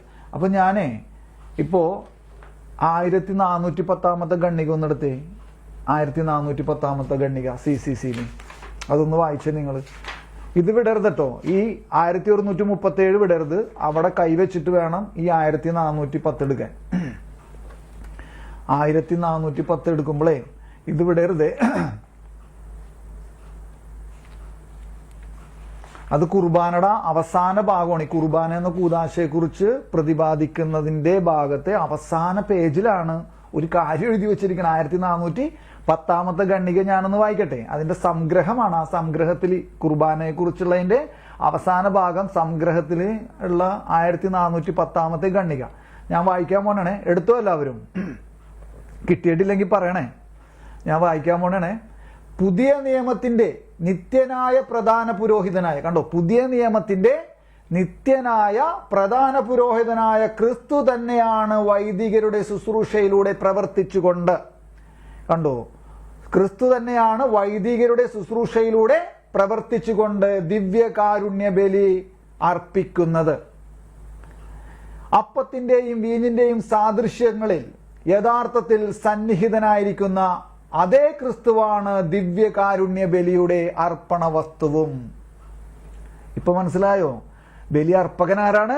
ക്രിസ്തുവാണ്. വൈദികർ അല്ലെ ശുശ്രൂഷയിലൂടെ ആരാണ് പ്രവർത്തിക്കുന്നത്? ക്രിസ്തു തന്നെയാണ്. പക്ഷേ ഈ ബലി പീഠത്തിൽ അർപ്പിക്കപ്പെട്ടതാരാണ്? ദിവ്യകാരുണ്യ സാദൃശ്യങ്ങളിൽ അർപ്പിക്കപ്പെട്ടത് അതും ക്രിസ്തു തന്നെയാണ്. മനസ്സിലായോ? ബലി അർപ്പകനും, ഒറ്റ വാക്കിൽ പറഞ്ഞാൽ ബലി അർപ്പകനും ബലി അർപ്പണ വസ്തുവും ഒരാൾ തന്നെ. ഇതൊക്കെ കേട്ടിട്ട് നിങ്ങൾക്ക് എന്താ തോന്നണേ? മനസ്സിലായോ? ഇതൊക്കെ നമുക്ക് ഒരുപക്ഷെ അറിയാമായിരിക്കും, പക്ഷെ നമുക്കതിൻ്റെ ഒരു ആഴം എത്രത്തോളം ഗ്രഹിക്കാൻ പറ്റിയിട്ടുണ്ടെന്നുള്ളതിനെ കുറിച്ചാണ്. അപ്പൊ അത് ഞാനിപ്പോൾ ഇതിനോട് ബന്ധപ്പെട്ട് 1137 ഇതിനോട് ബന്ധപ്പെട്ടെന്ന് പറഞ്ഞെന്നുള്ളൂ. ഇനി ഒരു സെക്കൻഡ് നിങ്ങൾ 1137 തന്നെ വാ. 1137 ഇവിടെ വേറെ ഒന്ന് രണ്ട് വെളിപാട് പുസ്തകത്തിലേക്ക് നമുക്ക് പോകേണ്ടതുണ്ടോന്നു ശ്രദ്ധിച്ചോട്ടോ. ഹെഡ്ലൈൻ ഒന്നും കൂടി വായിക്കുകയാണ്. 1137 CCC 1137 ഖണ്ഡിക. വിശുദ്ധ യോഹന്നാൻ എഴുതിയതും സഭയുടെ ആരാധനക്രമത്തിൽ വായിക്കപ്പെടുന്നതുമായ വെളിപാട് പുസ്തകം. അപ്പോ ആരാണ് വെളിപാട് പുസ്തകം എഴുതിയത്? യോഹന്നാൻ അല്ലെ? യേശുവിനെ സ്നേഹിക്കുന്നതും അല്ലെ യേശു സ്നേഹിച്ചിരുന്നതുമായ ഏറ്റവും അടുത്തൊരു ശിഷ്യനാണ് യോഹന്നാൻ. അപ്പൊ അവന് എവിടെ ഇരുന്നാണ് ഇത് എഴുതിയത്? എവിടെ ഇരുന്ന് എഴുതിയെന്നറിയോ? അതൊക്കെ എല്ലാവർക്കും അറിയാം. അതൊക്കെ അതിൽ തന്നെ എഴുതിയിട്ടുണ്ട്. ഇത് എന്നാണ് എഴുതിയെന്നറിയോ? എന്നാണ് എഴുതിയത്? ഈ പഠന ബൈബിൾ എടുത്തേ നിങ്ങളൊന്ന്. പഠന ബൈബിൾ എടുത്തേ. എന്നിട്ട് 1-ാം അധ്യായം 9-ാമത്തെ വചനം മുതൽ 9 മുതലുള്ള വചനങ്ങൾ ഞാനൊന്ന് ഓടിച്ചു വായിക്കുകയാണ്. 9 മുതൽ 9-ഉം 10-ഉം വചനങ്ങൾ ഞാനൊന്ന് ഓടിച്ചു വായിക്കാൻ പോണെയാണ്. നിങ്ങളുടെ സഹോദരനും ക്ലേശങ്ങളിലും രാജ്യത്തിലും സഹനശക്തിയിലും യേശുക്രിസ്തുവിൽ നിങ്ങളോട് പങ്കുചേർന്നവനുമായ യോഹന്നാൻ എന്ന ഞാൻ ദൈവവചനത്തെയും യേശുവിന്റെ സാക്ഷ്യത്തെയും പ്രതി പാത്മോസ് എന്ന് വിളിക്കപ്പെടുന്ന ദ്വീപിലായിരുന്നു. കർത്തൃദിനത്തിൽ ഞാൻ ആത്മാവിലായിരിക്കെ. കർത്തൃദിനം അത് വരാട്ടോ, പരാമർശം അത് വരാം. നമുക്ക് അടിയിലേക്ക് അതിന്റെ ഫുട് നോട്ടിലേക്ക് നമുക്ക് പോകാം. പഠന ബൈബിൾ എല്ലാവരും എടുക്കണം. POC മറ്റേ ബൈബിളല്ല, സാധാരണ ബൈബിളല്ല, പഠന ബൈബിൾ എല്ലാവരും എടുക്കണേ. കർത്തൃദിനത്തിൽ ഞാൻ ആത്മാവിലായിരിക്കെ എന്റെ പിന്നിൽ നിന്ന് കാഹളത്തിൻ്റെത് പോലുള്ള ഒരു വലിയ സ്വരം പറയുന്നത് കേട്ടു. ഇപ്പോൾ നമ്മളിനി അതിന്റെ ഫുട് നോട്ടിലേക്ക് പോവാണ്. 1-ാം അധ്യായം 10 മുതലുള്ള വചനങ്ങൾ. കർത്തൃദിനത്തിൽ എന്ന് പറഞ്ഞിട്ട് നമ്മൾക്ക് കാണാൻ പറ്റും, ചെറിയ അക്ഷരങ്ങളിൽ എഴുതിയിരിക്കുന്നത്. അവിടെ തൊട്ട് ഞാൻ വായിക്കാൻ പോണേണ്. ഗ്രീക്ക് ഭാഷയിൽ ബൈബിളിൽ ഇവിടെ മാത്രം കാണുന്ന ഹെമേറോ ക്യൂരിയാക്കെ എന്ന പ്രയോഗം ഉയർത്തെഴുന്നേറ്റ കർത്താവിനെ അനുസ്മരിപ്പിക്കുന്ന ഞായറാഴ്ചയെ സൂചിപ്പിക്കുന്നു. എന്താണ്? ഉയർത്തെഴുന്നേറ്റ കർത്താവിനെ അനുസ്മരിപ്പിക്കുന്ന ഞായറാഴ്ചയെ സൂചിപ്പിക്കുന്നു. അപ്പൊ കർത്തൃദിനം എന്ന് പറഞ്ഞാല് അല്ലേ ആഴ്ചയുടെ 1-ാം ദിവസം. ആഴ്ചയുടെ 1-ാം ദിവസം എന്ന് പറഞ്ഞാൽ യേശുക്രിസ്തുവിന്റെ ഉദ്ധാനത്തിന് ശേഷം എന്തും കൂടിയായിട്ട് ആഘോഷിക്കപ്പെടുന്നു? അപ്പം മുറിക്കൽ ശുശ്രൂഷയുടെ ദിവസം കൂടിയാണത്. അപ്പൊ എന്നാണ് എഴുതപ്പെട്ടത്? എന്നാണ് എഴുതപ്പെട്ടത്? വെളിപാട് പുസ്തകം എഴുതപ്പെട്ടത് ഒരു കർത്തൃദിനത്തിൽ. ഇനി നമുക്ക് അടിയിലോട്ട് വരാം കേട്ടോ. ഇനി അടിയിലോട്ടെന്ന് വെച്ചാൽ ആ കർത്തൃദിനം യോഹന്നാൻ 1:10 വെച്ചൊരു ഒരു കോളത്തിൽ ഏറ്റവും അടിയിൽ എഴുതിയിരിക്കണുണ്ടോ? അപ്പൊ അത് കുറച്ച് കാര്യങ്ങളുണ്ട്. പക്ഷെ അതിന്റെ സെൻട്രലിൽ തൊട്ട് അതിന്റെ നടുക്ക് തൊട്ട് ഞാൻ വായിക്കണുണ്ടോ? നടുക്ക് തൊട്ട് ആദിമസഭയിലെ അപ്പം മുറിക്കൽ ശുശ്രൂഷയാണ് ഇത് അർത്ഥമാക്കുന്നത്. ഏത്? ഈ പറഞ്ഞ കാര്യങ്ങൾ, അതിന്റെ പൊക്കത്ത് പറഞ്ഞിരിക്കുന്ന കാര്യങ്ങളൊക്കെയാണ് അർത്ഥമാക്കുന്നത്. യേശുവിന്റെ മരണോദ്ധാനങ്ങളുടെ അനുസ്മരണമായ അപ്പം മുറിക്കൽ ശുശ്രൂഷയ്ക്കായി ആദിമസഭ ഒരുമിച്ച് കൂടിയിരുന്നത് ആഴ്ചയുടെ ആദ്യ ദിനമായിരുന്നു. ആദിമസഭയുടെ കാലത്തുള്ള രചനകളിൽ ഈ അർത്ഥത്തിൽ കർത്തൃദിനമെന്ന പ്രയോഗം കാണാം. ശ്രദ്ധിക്കണേ, വെളിപാടിൽ വിവരിക്കപ്പെടുന്ന യോഹന്നാന്റെ ദർശനം. ഈ വെളിപാടിൽ വിവരിക്കപ്പെടുന്ന യോഹന്നാന്റെ ദർശനം ഉണ്ടല്ലോ, യോഹന്നാന് കിട്ടിയ ദർശനം എന്ന് പറയുന്നുണ്ടല്ലോ, വെളിപാടിൽ വിവരിക്കപ്പെടുന്ന യോഹന്നാന്റെ ദർശനം കർത്തൃദിനത്തിൽ അപ്പം മുറിക്കൽ ശുശ്രൂഷയുടെ നേരത്ത് ലഭിച്ചതാണെന്ന് അനുമാനിക്കാം. മനസ്സിലായോ? ഇന്ന് വരെ നിങ്ങൾക്ക് അറിയാമായിരുന്നോ ഇത്? ഇനി അഥവാ പറഞ്ഞിട്ടുണ്ടെങ്കിൽ തന്നെ ഇത് എവിടെ എഴുതിയേക്കണത്? ഇതുണ്ടോ, പഠന ബൈബിളിൽ എഴുതി വെച്ചിരിക്കുന്നതാണ്, സഭ എഴുതിയിരിക്കുന്നതാണ്. മനസ്സിലായോ? കർത്തൃദിനം എന്ന് പറഞ്ഞാൽ ആഴ്ചയുടെ ആദ്യ ദിവസം, അപ്പം മുറിക്കൽ ശുശ്രൂഷയുടെ ദിവസം, അത് അവന് ആ ദർശനം കിട്ടിയതായിട്ടാണ് സഭ നമ്മളെ പഠിപ്പിക്കണത്. അതിന്റെ പശ്ചാത്തലം കണ്ടോ? കർത്തൃദിനത്തിൽ അവൻ ആത്മാവിലായിരിക്കും. അനുമാനിക്കാം. വെളിപാടിന്റെ ദൈവശാസ്ത്ര ലോകത്തിലേക്കുള്ള കിളിവാതിലാണ് കർത്തൃദിനം. അപ്പൊ ഇതൊക്കെ കുറച്ച് ചില സ്ഥലത്തൊക്കെ നമുക്ക് പെട്ടെന്ന് മനസ്സിലാക്കാനും ബുദ്ധിമുട്ടുണ്ട്. ഇനി ഒരു കാര്യം കൂടി നിങ്ങൾക്ക് സൂചിപ്പിക്കട്ടെ. ഈ 1-10 കർത്തൃദിനത്തിലായിരിക്കുക എന്ന് പറഞ്ഞിട്ട് ദിനത്തിൽ എന്ന് പറഞ്ഞിട്ട് ആത്മാവിലായിരിക്കേ എന്ന് പറഞ്ഞിട്ടില്ലേ? ആത്മാവിലായിരിക്കുക എന്നുള്ള ആ ഒരു ഫുട് നോട്ട് നോക്കിയേ. ആത്മീയ അനുഭൂതിയിൽ ലയിക്കുക എന്നതിലുപരി, ഇപ്പൊ അവൻ പറഞ്ഞല്ലോ, യോഹന്നാൻ പറഞ്ഞു ഞാൻ കർത്തൃദിനത്തിൽ ആത്മാവിലായിരിക്കും. എന്നിട്ട് അതിനൊന്ന് വ്യാഖ്യാനിച്ചേക്കട കണ്ടോ നിങ്ങൾ? ശ്രദ്ധിച്ചേ, എന്തെന്നാണ് വ്യാഖ്യാനിച്ചേ? ആത്മാവിലായിരിക്കുക എന്നതിനെ ആത്മീയ അനുഭൂതിയിൽ ലയിക്കുക എന്നതിലുപരി, അതിനേക്കാൾ കവിഞ്ഞ് പിന്നെന്തെന്നാണ്? പരിശുദ്ധാത്മാവിന്റെ സഹവാസത്തിൽ ആയിരിക്കുക എന്നത് അർത്ഥമാക്കുന്നു. ഞാൻ ഇങ്ങനെ ചിന്തിച്ചിരുന്നില്ല കേട്ടോ. ആത്മാവിലായിരിക്കേ എന്ന് വിചാരിച്ചപ്പോൾ ഞാൻ ആ ലയിച്ചിരിക്കണ ഒരു രീതി തന്നെയാണ് നമ്മൾ ഉദ്ദേശിച്ചിട്ടുള്ളത്. പക്ഷെ അങ്ങനെയല്ല, അതിനേക്കാൾ ഉപരി, അതിനേക്കാൾ കവിഞ്ഞ് പിന്നെ എന്തെന്നാണ്? പരിശുദ്ധാത്മാവിനോടുള്ള സഹവാസത്തിനായിരിക്കുക എന്നത് അർത്ഥമാക്കുന്നു. അത് കുറച്ചുകൂടി ഇല്ലേ, അതിരി കവിഞ്ഞു പോകുന്നൊരു പ്രബോധനമല്ലേ? ഞാൻ ഇന്ന് വരെ മനസ്സിലാക്കിയതിനേക്കാൾ ഒരു പടി കൂടി കടന്നാണ് ആ ഒരു വചനഭാഗത്തെ ഇന്നാണ് ഞാനത് കാണുന്നത്. ശരിക്കും ഞാൻ വായിച്ചിട്ടുണ്ട്, ഞാൻ അവിടെ അടയാളപ്പെടുത്തിയിട്ടുണ്ട്, പക്ഷെ വായിച്ചതല്ല, ശ്രദ്ധിച്ചത്. അല്ലെങ്കിൽ ഞാൻ നേരത്തെ പറയാറില്ലേ, ഇവിടേക്കല്ല ഇവിടേക്ക് കടന്നത്, നമ്മുടെ ആത്മാവിലേക്ക് കടക്കണത് ഇന്നാണത്. ഞാനത് അങ്ങനെ മനസ്സിലാക്കിയത് ഇന്നാണ്. മനസ്സിലായി? ആത്മാവിലായിരിക്കുക എന്ന് പറയുമ്പോൾ നമ്മളല്ല ലയിച്ചിരിക്കുക എന്നുള്ളൊരു രീതിയാണ്. പക്ഷെ അതിനേക്കാളൊക്കെ അതിരി കവിഞ്ഞ അതൊക്കെ കടന്നു പോവും. എന്തെന്നാണ് ആത്മാവിലായിരിക്കുക എന്ന് പറഞ്ഞാൽ? പരിശുദ്ധാത്മാവുമായി സഹവാസത്തിലായിരിക്കുക എന്നത് അർത്ഥമാക്കുന്നു. അങ്ങനെ അർത്ഥമാക്കണമെന്നതിന് മനസ്സിലായോ? അപ്പൊ ഈ പഠന ബൈബിളിന്റെ ഒരാവശ്യകത നോക്ക്. നമ്മളെപ്പോലത്തെ ആൾക്കാർക്ക് ഇതൊക്കെ അങ്ങനെ പെട്ടെന്ന് മനസ്സിലാവണേ. പ്രത്യേകിച്ച് വെളിപാട് പുസ്തകം ഭയങ്കര കോംപ്ലിക്കേറ്റഡ് ആണ്. ഇപ്പൊ ഇനി ഇവിടെ 4 ജീവികൾ, പഴയ ആൾക്കാർക്കൊക്കെ അറിയാം 4 ജീവികൾ എന്ന് നമ്മളിപ്പോ നേരത്തെ വായിച്ചോ ഇല്ലയോ? 4 ജീവികൾ എന്ന് വായിച്ചോ ഇല്ലയോ? യോഹന്നാന്റെ സുവിശേഷത്തിൽ അവിടെ ഈ 4 ജീവികൾ ഞാൻ നിങ്ങൾക്ക് വാട്സപ്പിൽ ഇട്ടിരുന്നു അല്ലെ? നമ്മുടെ ഗ്രൂപ്പിൽ വാട്സപ്പിൽ ഇട്ടിരുന്നു. എന്തൊക്കെയാണ് അത്? പറക്കുന്ന സിംഹം, ചിറകുള്ള സിംഹം അല്ലേ? പിന്നെന്താണ്?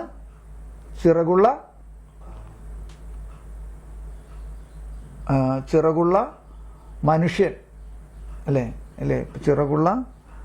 അപ്പൊ അതിന്റെ ഒരു സെക്കൻഡ് ഞാനത് ഈ സീറോ മലബാർ രീതിയിലുള്ള ദൈവാലയങ്ങളിൽ ചെല്ലുമ്പോഴേ ഇത് ഒരു പക്ഷേ അവിടെ എഴുതി വെച്ചിട്ടുണ്ടാവും. മനസ്സിലായോ? ഇപ്പൊ നിങ്ങൾ ഈ പഠന ബൈബിൾ എടുത്തേ, പഠന ബൈബിള് ഉണ്ടല്ലോ നിങ്ങളുടെ കയ്യിൽ. അപ്പൊ അതില് ഇത് കണ്ടോ, ആദ്യമേ തന്നെ മത്തായിയുടെ സുവിശേഷം എന്ന് പറഞ്ഞിട്ട് തുടങ്ങുമ്പോ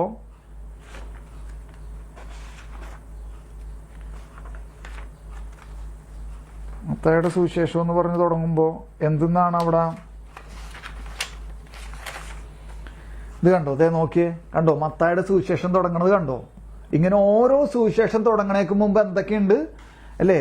പറക്കുന്ന ചിറകുള്ള മനുഷ്യൻ, ചിറകുള്ള സിംഹം, ചിറകുള്ള കാള, ചിറകുള്ള കഴുകൻ. ഉണ്ടോ? പറക്കുന്ന മനുഷ്യൻ, പറക്കുന്ന സിംഹം, പറക്കുന്ന കാള, പറക്കുന്ന കഴുകൻ. അപ്പൊ എന്താണ് ഇതിന്റെ എല്ലാ അർത്ഥം? അത് സീറോ മലബാർ രീതിയിലുള്ള ദൈവാലയങ്ങളിൽ ചെല്ലുമ്പോൾ അത് കാണാൻ പറ്റും. സാധാരണ അവിടെ ഉണ്ടാകും. ഞാൻ അങ്ങനെ ഒരു ദൈവാലയത്തിൽ നിന്നാണ് ഈ ഫോട്ടോ എനിക്ക് കിട്ടിയത്. ഞാൻ ആ ഫോട്ടോ എടുത്തത് 2019 നമ്മളൊരു ധ്യാനം നടത്തണ സ്ഥലത്ത് നിന്ന് അവിടെ നിന്ന് എടുത്തതാണ്. അപ്പോൾ യോഹന്നാന്റെ സുവിശേഷത്തിന്റെ ചിഹ്നമാണ് എന്തെന്ന്? പറക്കുന്ന മനുഷ്യൻ, ചിറകുള്ള മനുഷ്യൻ. മനസ്സിലായോ? പറക്കുന്ന മനുഷ്യൻ. അപ്പൊ അത് യേശുക്രിസ്തുവിന്റെ, മത്തായിയുടെ സുവിശേഷം യേശുക്രിസ്തുവിന്റെ മനുഷ്യാവതാരത്തെ സൂചിപ്പിക്കുന്നു. മനസ്സിലായോ? മനുഷ്യാവതാരത്തെ സൂചിപ്പിക്കുന്നു. ഇനി യേശുക്രിസ്തു മർക്കോസിന്റെ സുവിശേഷം അത് ചിറകുള്ള സിംഹമാണ്.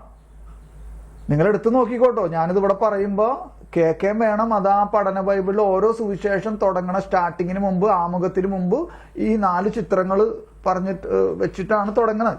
മനസ്സിലായോ? അപ്പൊ എന്താണ് അവിടെ? പറക്കുന്ന സിംഹമല്ലേ, ചിറകുള്ള സിംഹമല്ലേ ഇതിനടുത്തത്? മർക്കോസിന്റെ സുവിശേഷം സ്റ്റാർട്ട് ചെയ്യണം. അപ്പൊ യേശുക്രിസ്തുവിന്റെ രാജകീയതയെ, മനസ്സിലായോ? അവൻ രാജാവാണ് അല്ലേ എന്നൊക്കെ നമ്മൾ പറയാറുണ്ട്. നമ്മൾ ബൈബിളിൽ വായിക്കാറുണ്ട് വചനങ്ങളൊക്കെ.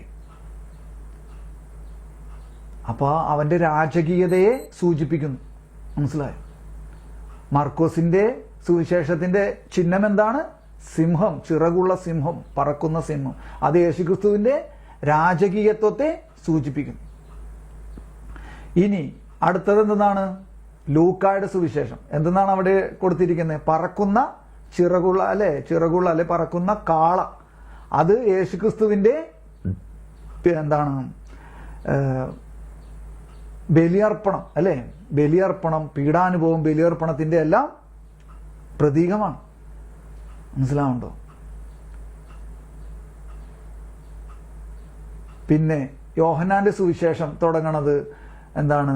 പറക്കുന്ന ചിറകുള്ള കഴുകൻ അല്ലെ.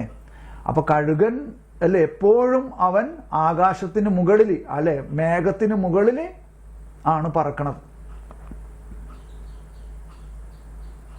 അവിടെ പറന്ന് പോയിക്കൊണ്ട് അവൻ എന്ത് ചെയ്യും? ഈ ഭൂമിയിലുള്ള ഇരകളെ അവൻ കണ്ടെത്തും.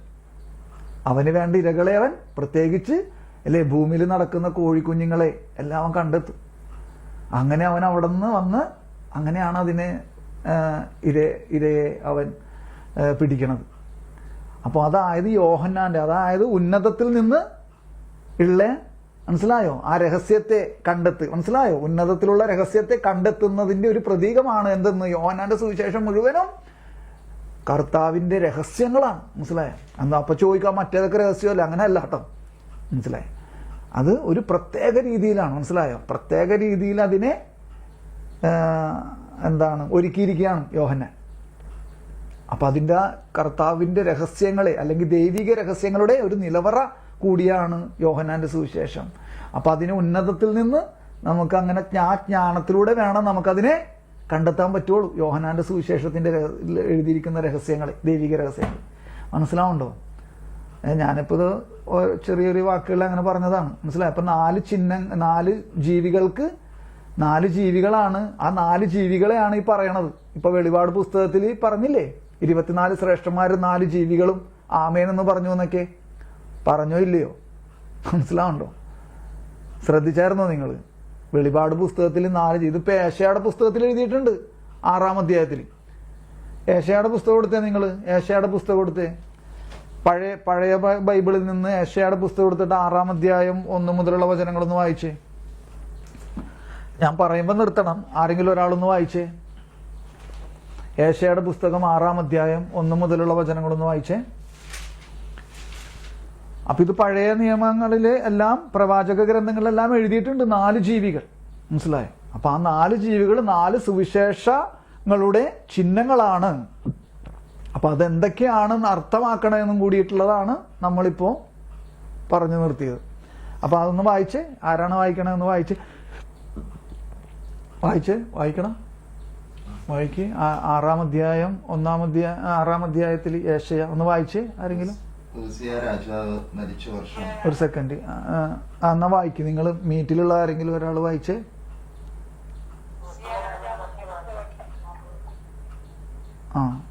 ലൈല ചേച്ചി വായിച്ചു.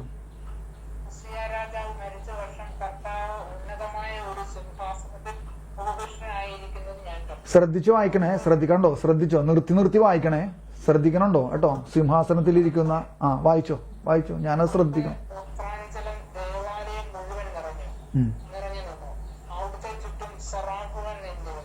അവയ്ക്ക് 6 വിറകുകൾ വീതം ഉണ്ടായിരുന്നു.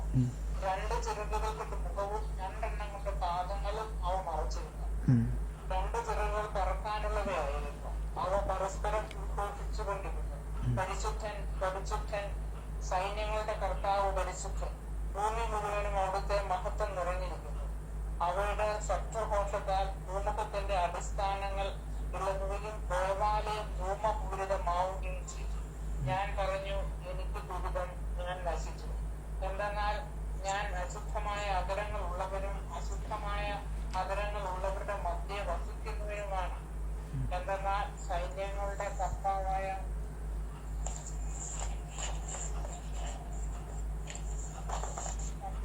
രാജാവിനെ എന്റെ നയനങ്ങൾ ദർശിച്ചിരിക്കുന്നു. അപ്പോൾ സെറാഫുകളിലൊന്ന് ഈ വായിക്കണ വചനം ശ്രദ്ധിച്ചോട്ടോ, ഈ വായിക്കണ വചനം ശ്രദ്ധിച്ചോ. അപ്പോൾ സെറാഫുക്കളിലൊന്ന് കണ്ടോ, ബലിപീഠത്തിൽ നിന്ന് കൊടിൽ കൊണ്ടെടുത്ത കണ്ടോ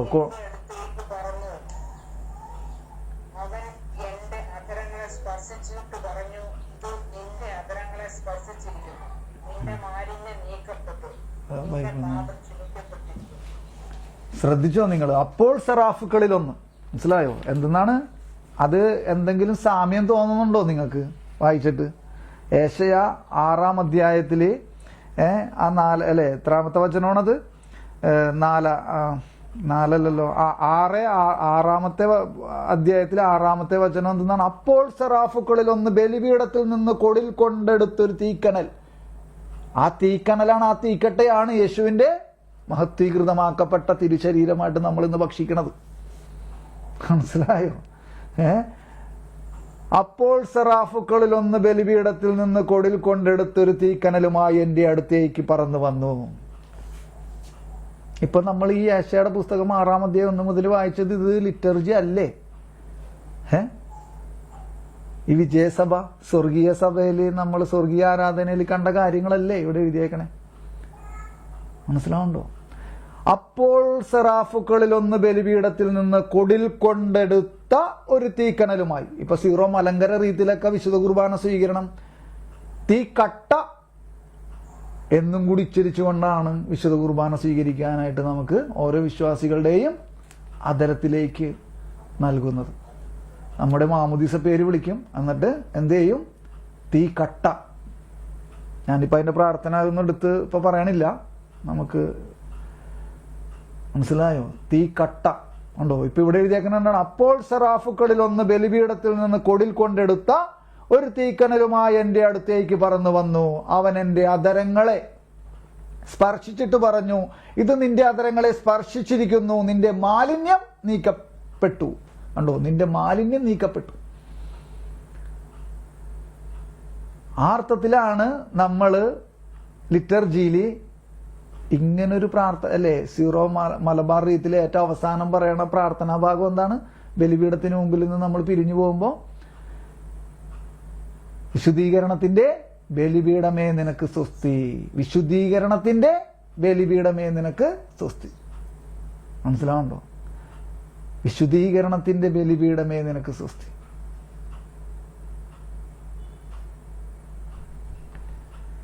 ഇത് നിന്റെ അധരങ്ങളെ സ്പർശിച്ചിരിക്കുന്നു, നിന്റെ മാലിന്യം നീക്കപ്പെട്ടു, നിന്റെ പാപം ക്ഷമിക്കപ്പെട്ടിരിക്കുന്നു. അപ്പൊ ഇതാണ് ഇതൊക്കെ. അപ്പൊ കണ്ടോ, അപ്പൊ എവിടെയാണ് കുർബാനനെ കുറിച്ച് ബൈബിളിൽ എഴുതാത്തത്? ഇപ്പൊ അല്ലേ, നമ്മ ക്രൈസ്തവരായ ആൾക്കാരോട്, കത്തോലിക്ക സഭയിൽ നിന്ന് വിട്ടുപോയ ആൾക്കാര്, പല ആൾക്കാരും പല കാറ്റഗറിയിൽപ്പെട്ട ആൾക്കാരും വന്നിട്ട് നമ്മുടെ ചോദിക്കണ്ട്, കുർബാനെ കുറിച്ച് എവിടെ എഴുതിയേക്കണേ വിശുദ്ധ ബൈബിളിൽ? എവിടെ എഴുതാത്തതെന്നാണ് ഞാൻ ചോദിക്കണേ. മനസ്സിലായോ? എവിടെ എഴുതാത്തത്?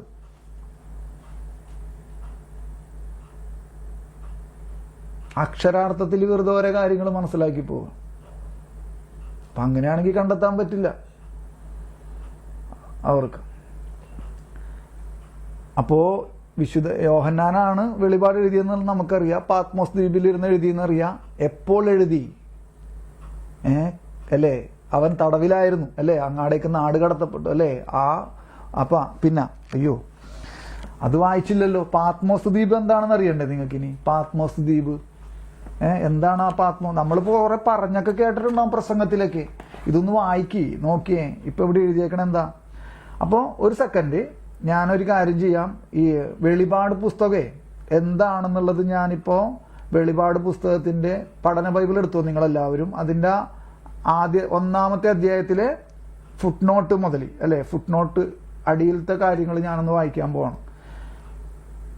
പഠന ബൈബിള് എല്ലാവരും എടുക്കുക. വെളിപാടിന്റെ ആദ്യത്തെ അധ്യായം നിങ്ങൾ തുറക്കുമ്പോൾ അവിടെ കാണാലോ ചെറിയ അക്ഷരങ്ങളിൽ ഓരോ വചനങ്ങളെ വ്യാഖ്യാനിച്ചിരിക്കുന്നത്. അപ്പൊ ഞാൻ നിങ്ങളതിൽ നോക്കണേ, ഞാനത് വായിക്കാൻ പോവാണ്. അപ്പൊ ഒന്നാം അധ്യായത്തിൽ 1 മുതൽ 3 വരെയുള്ള വചനങ്ങൾ, വെളിപാട് ഗ്രന്ഥത്തിന്റെ ആമുഖമെന്ന് വിശേഷിപ്പിക്കാവുന്ന ഈ ഭാഗം ദർശനത്തിന്റെ സ്രോതസ്, ഉള്ളടക്കം, സ്വീകർത്താക്കൾ എന്നിവ വിവരിക്കുന്നു.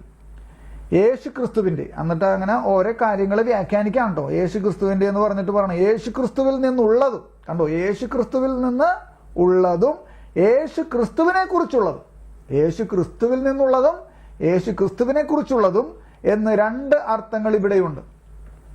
യേശു ക്രിസ്തുവിലാണ് എല്ലാം വെളിപ്പെടുത്തപ്പെടുന്നത്. കണ്ടോ, യേശു ക്രിസ്തുവിലാണ് എല്ലാം വെളിപ്പെടുത്തപ്പെടുന്നത്. ഇനി മറ്റൊരു വെളിപാട് ഇല്ല എന്ന് സഭ പഠിപ്പിക്കുന്നു. അപ്പൊ മനസ്സിലായോ? നമ്മളെപ്പോഴും പറയണം അവിടെ പ്രത്യക്ഷപ്പെട്ടു, ഇവിടെ ഇന്നാള് പ്രത്യക്ഷപ്പെട്ടു, ഇവിടെ പ്രത്യക്ഷപ്പെട്ടു, പുതിയ വെളിപാടുണ്ടായി, പുതിയ രഹസ്യം പറയണു എന്നൊക്കെ പറഞ്ഞിട്ട്. അപ്പൊ ഇവിടെ പറയണ എന്താ? യേശു ക്രിസ്തുവാണ് അവസാന വെളിപാട്. അവനിലൂടെയാണ് എല്ലാം വെളിപ്പെടുത്തപ്പെട്ടിരിക്കുന്നത്. ഇനി ഒരു വെളിപാട് വേറെ ഇല്ല എന്ന് സഭയുടെ പ്രബോധനങ്ങളെല്ലാം നമ്മളെ പഠിപ്പിക്കുന്നുണ്ട്. അത് മറ്റൊരു കാര്യം. ഇപ്പൊ ഞാനിതിങ്ങനെ വായിക്കാം. ആത്യന്തികമായി യോഹന്നാൻ വിവരിക്കുന്നത് ക്രിസ്തു രഹസ്യം തന്നെ. കണ്ടോ, ക്രിസ്തു രഹസ്യം തന്നെയാണ് യോഹന്നാൻ വിവരിക്കുന്നത്. വെളിപാടിന്റെ സ്രോതസ്സും ഉള്ളടക്കവും യേശു ക്രിസ്തുവാണ് എന്ന് ചുരുക്കം. കണ്ടോ, വെളിപാടിന്റെ സ്രോതസ്സും ഉള്ളടക്കവും യേശു ക്രിസ്തുവാണ് എന്ന് ചുരുക്കം. എന്നിട്ട് വെളിപാട് എന്നുള്ള വാക്കിനെ വ്യാഖ്യാനിക്കണം. അപ്പോക്കാലിപ്സിസ്, അതായത് വെളിപാട് എന്ന മൂലഭാഷയിൽ ഈ ഗ്രന്ഥം ആരംഭിക്കുന്നത്.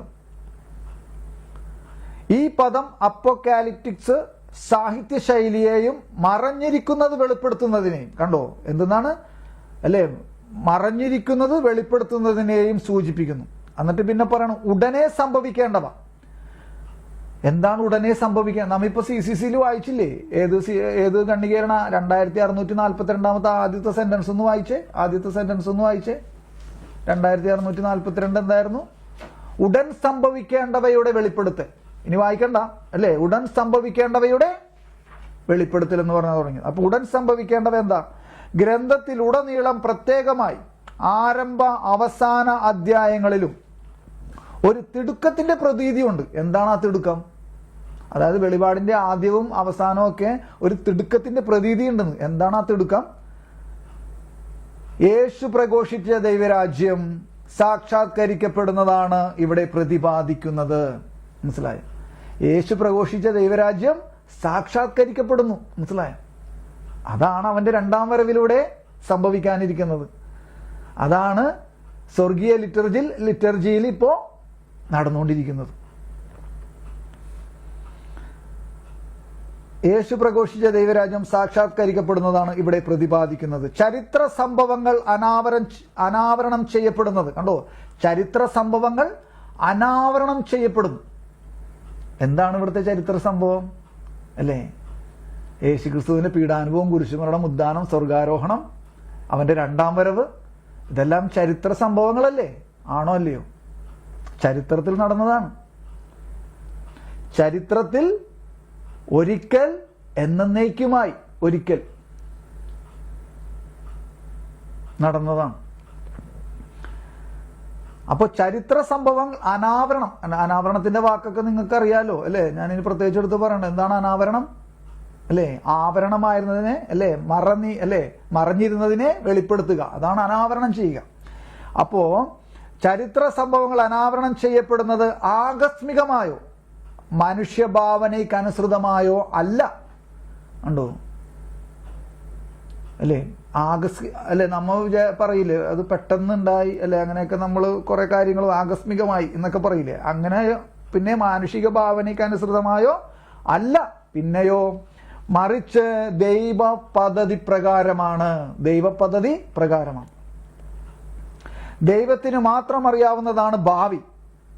സംഭവിക്കേണ്ടവ ദൈവം യേശു വഴി വെളിപ്പെടുത്തുന്നു. കണ്ടോ, സംഭവിക്കേണ്ടവ ദൈവം യേശു വഴി വെളിപ്പെടുത്തുന്നു. മനസ്സിലാവുണ്ടോ? യേശു വഴിയാണ് ദൈവം പിതാവ് വെളിപ്പെടുത്തുന്നത്. ഇനി അതുപോലെ തന്നെ സാക്ഷ്യം നൽകി എന്നുള്ള ആ വാക്കിലേക്ക്, അതിന്റെ അടിയിലോട്ട് ഇങ്ങോട്ട് വരുമ്പോൾ സാക്ഷ്യം നൽകി എന്നുള്ള ചെറിയ വചനത്തെ ചെറിയ വാക്ക് കണ്ടോ. യോഹന്നാന്റെ സുവിശേഷത്തിൽ എന്ന പോലെ വെളിപാട് ഗ്രന്ഥത്തിലുള്ള ഒരു മുഖ്യ പ്രമേയമാണ് സാക്ഷ്യം. അനുഭവിച്ചറിഞ്ഞ യേശുവിന് സാക്ഷ്യം നൽകുന്നതിന് സുവിശേഷം ഊന്നൽ കൊടുക്കുമ്പോൾ ക്ലേശങ്ങൾ സഹിച്ചും ജീവൻ ത്യജിച്ചും നൽകുന്ന സാക്ഷ്യത്തിന് വെളിപാടിൽ കൂടുതൽ പ്രാധാന്യം കൊടുത്തിരിക്കുന്നു. അതാണ് നമ്മൾ 2642 വായിച്ചില്ലേ, പ്രവാചകന്മാരും വിശുദ്ധരും അല്ലേ.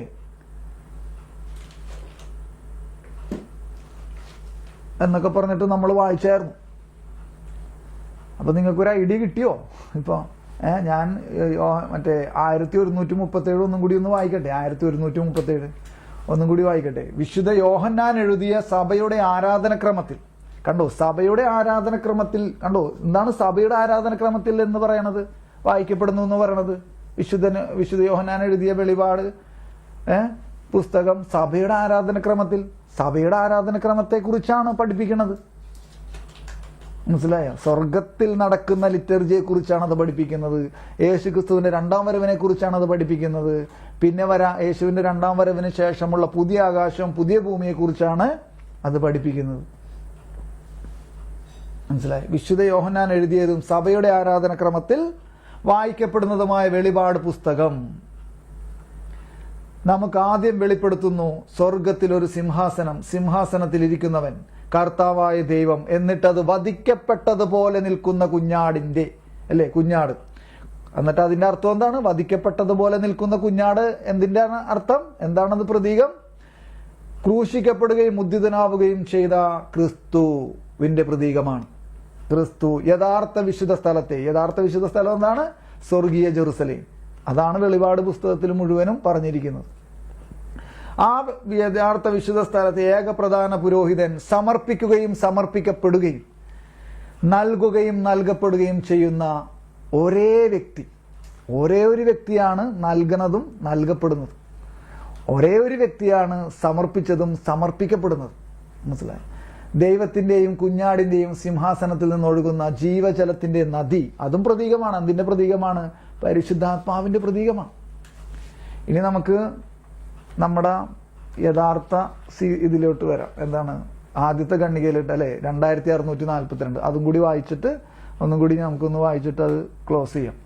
2642 ഒന്നും കൂടി വായിക്കാൻ പോലാണേ. അതെടുത്തോ നിങ്ങൾ. ഉടൻ സംഭവിക്കേണ്ടവയുടെ വെളിപ്പെടുത്തൽ അഥവാ വെളിപാട് സ്വർഗീയ ആരാധനയുടെ ഗാനങ്ങളോടൊപ്പവും സാക്ഷികളുടെ, അപ്പൊ ആ സാക്ഷികളെ കുറിച്ചൊക്കെയാണ് നമ്മളിപ്പോ സാക്ഷ്യം നൽകുക എന്നൊക്കെ പറഞ്ഞത്, എന്റെ വായിച്ചത്. രക്തസാക്ഷിയുടെ മധ്യസ്ഥത്താൽ നിർവഹിക്കപ്പെടുന്നു. പ്രവാചകന്മാരും വിശുദ്ധരും യേശുവിന് സാക്ഷ്യം വഹിച്ചതിനാൽ ഈ ഭൂമുഖത്ത് വധിക്കപ്പെട്ട എല്ലാവരും എന്ന് പറഞ്ഞാൽ രക്തസാക്ഷികൾ, ഈ ഭൂമുഖത്ത് വധിക്കപ്പെട്ട ആരാണ്? ക്രിസ്തുവിനെ പ്രതി. അവര് രക്തസാക്ഷികളാണ്. മഹാദുരിതത്തിലൂടെ കടന്ന് നമുക്ക് മുൻപേ ദൈവരാജ്യത്തിലേക്ക് പ്രവേശിച്ചവരാരാ? അതാണ് സഹനത്തിലൂടെയും ദുരിതത്തിലൂടെയൊക്കെ ദൈവരാജ്യത്തിലേക്ക് പ്രവേശിച്ച വിശുദ്ധരി. മനസ്സിലായി? പ്രവേശിച്ചവരും സിംഹാസനത്തിൽ. അപ്പൊ ഈ പറഞ്ഞ ആൾക്കാരെല്ലാവരും വിജയസഭയിൽ എത്തിയിരിക്കുന്ന എല്ലാവരും എന്താ ചെയ്തുകൊണ്ടിരിക്കണേ? സിംഹാസനത്തിൽ ഇരിക്കുന്നവന്റെയും കുഞ്ഞാടിന്റെയും സ്തുതിയും മഹത്വവും പ്രകീർത്തിക്കുന്നു. എങ്ങനെ പ്രകീർത്തിക്കുന്നു? പരിശുദ്ധൻ പരിശുദ്ധൻ പരിശുദ്ധൻ, സ്വർഗവും ഭൂമിയും അങ്ങേ മഹിമയാൽ നിറഞ്ഞിരിക്കുന്നു. ഉന്നതങ്ങളിൽ ഓസാന, കർത്താവിന്റെ തിരുനാമത്തിൽ വരുന്നവൻ അനുഗ്രഹീതൻ. ഉന്നതങ്ങളിൽ ഓസാന, പരിശുദ്ധൻ പരിശുദ്ധൻ പരിശുദ്ധാണ് അവിടെ പറഞ്ഞുകൊണ്ടിരിക്കണേ. മനസ്സിലായോ? പ്രകീർത്തിക്കുന്നു. എന്നിട്ട് അവരുമായി ഐക്യപ്പെടും. ആരാ ഐക്യപ്പെടും? നമ്മൾ ഓരോരുത്തരും സമരസഭയിലായിരിക്കുന്ന, ഭൂമിയിലെ സഭയിലായിരിക്കുന്ന നമ്മള്, ഈ വിജയസഭയിലായിരിക്കുന്ന ഇവരോരോരുത്തരുമായി ഐക്യപ്പെട്ടുകൊണ്ട് പരീക്ഷണങ്ങളുടെ മധ്യേ വിശ്വാസത്തോടെ ഈ ഗീതങ്ങൾ ആലപിക്കുന്നു. എന്താണ് ആ ഗീതം? പരിശുദ്ധൻ പരിശുദ്ധൻ പരിശുദ്ധൻ. മനസ്സിലായോ? എന്തുകൊണ്ടെന്നാൽ രാജ്യവും ശക്തിയും മഹത്വവും എന്നേക്കും അങ്ങയുടേതാകുന്നു. ആമേൻ. മനസ്സിലായോ? എന്നിട്ട് പറയാണ്, പരീക്ഷണങ്ങളുടെ മധ്യേ വിശ്വാസത്തോടെ ഈ ഗീതങ്ങൾ ആലപിക്കുന്നു. യാചനയാലും മധ്യസ്ഥത്താലും വിശ്വാസം എല്ലാ പ്രത്യാശയ്ക്കും എതിരെ പ്രത്യാശ പുലർത്തുകയും എല്ലാ സമ്പൂർണ്ണ ദാനവും ആരിൽ നിന്ന് നിർഗളിക്കുന്നുവോ ആ പ്രകാശങ്ങളുടെ പിതാവിന് നന്ദി അർപ്പിക്കുകയും ചെയ്യുന്നു. അങ്ങനെ വിശ്വാസം സംശുദ്ധമായ സ്തുതിപ്പാണ്. ബാക്കി വചനങ്ങളൊക്കെ നിങ്ങൾ പിന്നീട് നോക്കിയാൽ മതി. ഒരുപാട് വചനങ്ങൾ വരുമ്പോൾ നമ്മൾ ഈ നിശ്ചിത സമയം നമുക്ക് നൽകപ്പെട്ടിരിക്കുന്നത് കൊണ്ട് നമ്മൾ ആ വചനങ്ങൾ വായിച്ച് പിന്നെ സമയം പോകണ്ടെന്ന് വിചാരിച്ചിട്ടാണ്. എനിക്കതൊക്കെ വായിച്ച് തന്നെ സമാധാനത്തിൽ പോകണം എന്ന് തന്നെയാണ് എൻ്റെ ആഗ്രഹം. പക്ഷേ ചില സമയങ്ങളിൽ നമുക്കത് ചില ക്രമീകരണം അനുസരിച്ച് അത് നടക്കാറില്ല. അപ്പം ഞാനൊരു കാര്യം കൂടി വേറെ പറയട്ടെ. അതായത് നമ്മൾ ഇപ്പം അതിന് അടുത്ത ആഴ്ച പറയാൻ പോണ നമ്മൾ ഇങ്ങനെ ഓടി വന്നിട്ട് വെറുതെ കയറി കേൾക്കുകയല്ല. അപ്പം അതിന് മുമ്പായിട്ട് നിങ്ങൾ ഇതൊക്കെ ഒന്ന് വായിച്ചു നോക്കണം. അതിൻ്റെ ഫുട് നോട്ട്, അതിൻ്റെ CCCയുടെ ഫുട് നോട്ടിൽ ഏതൊക്കെ വചനങ്ങളാണ് കോട്ട് ചെയ്തിരിക്കണേ, അതിൽ വേറെ മറ്റു പ്രബോധനങ്ങൾ എന്തെങ്കിലും കോട്ട് ചെയ്യണുണ്ടോ? അപ്പം ഇങ്ങനെയൊക്കെ നിങ്ങൾ നോക്കണം. ഓടി വന്നിട്ട് അങ്ങനെ കയറുകയല്ല. മനസ്സിലായോ? ഓടി വന്ന് നമ്മളിത് കേൾക്കാനിരിക്കുമ്പോൾ നമുക്കൊന്ന് മനസ്സിലായോ? അപ്പം അതെല്ലാം നിങ്ങൾ ഇത് അതേപോലെ പരിശുദ്ധാത്മാവിൻ്റെ ഗാനങ്ങളൊക്കെ നമ്മൾ വയ്ക്കുമ്പോൾ അത് വെറുതെ കേൾക്കാൻ വെക്കണതല്ല, പിന്നെയോ അതിനോടൊത്ത് നമ്മൾ അല്ലേ ആത്മാവിലായിരിക്കെ എന്നിപ്പോൾ നമ്മൾ വായിച്ചില്ലേ, ആ പരിശുദ്ധാത്മാവുമായിട്ടുള്ള സഹവാസത്തിലായിരിക്കാൻ വേണ്ടിയിട്ടാണ് ഈ പരിശുദ്ധാത്മാവിൻ്റെ ഗാനമൊക്കെ നമ്മൾ വയ്ക്കുന്നത്. അപ്പം അതിൻ്റെ ഇടയിൽ നമ്മൾ അവിടെ ഇവിടെയും അത് കഴിഞ്ഞിട്ട് വരാം, അത് കഴിഞ്ഞിട്ട് നോക്കാം, അത് കഴിഞ്ഞിട്ട് കയറാം എന്നൊക്കെ വിചാരിക്കരുത്. മനസ്സിലാവുണ്ടോ? അപ്പം ആ ലയനത്തിലൂടെ ആ ഒരു സഹവാസത്തിലൂടെയൊക്കെയാണ് ഇതൊക്കെ മനസ്സിലാക്കാൻ പറ്റുള്ളേ. ഓടിങ്ങാട് നമ്മൾ അടുക്കളയിൽ നിന്ന് വന്നിട്ട് ഇത് കേൾക്കാനല്ലേ, നമ്മുടെ ജോലി കഴിഞ്ഞിട്ട് വന്നിങ്ങനെ കേൾക്കാനിരിക്കുമ്പോൾ നമുക്കൊന്നും കയറില്ല തലയിൽ. ഇത് ഇങ്ങനെയൊക്കെ ചെയ്തിട്ട് തന്നെ നമുക്ക് തലയിലോട്ട് മര്യാദക്കൊന്നും കയറണില്ല. അപ്പോൾ പിന്നെ മനസ്സിലായോ? അപ്പോൾ നമുക്ക് ഒന്ന് സ്തുതിക്കാം. Hallelujah, praise you Lord, thank you Lord, praise you Jesus. Hallelujah, hallelujah, thank you Lord, praise you Lord, praise you Jesus. Hallelujah, hallelujah, hallelujah. പിതാവിൻ്റെയും പുത്രൻ്റെയും പരിശുദ്ധാത്മാവിൻ്റെയും നാമത്തിൽ ആമേൻ. വിശുദ്ധ കുരിശിൻ്റെ അടയാളത്താലെ ഞങ്ങളുടെ ശത്രുക്കളിൽ നിന്നും ഞങ്ങളെ രക്ഷിക്കണേ ഞങ്ങളുടെ തമ്പുരാനെ. പിതാവിൻ്റെയും പുത്രൻ്റെയും പരിശുദ്ധാത്മാവിൻ്റെയും നാമത്തിൽ ആമേൻ.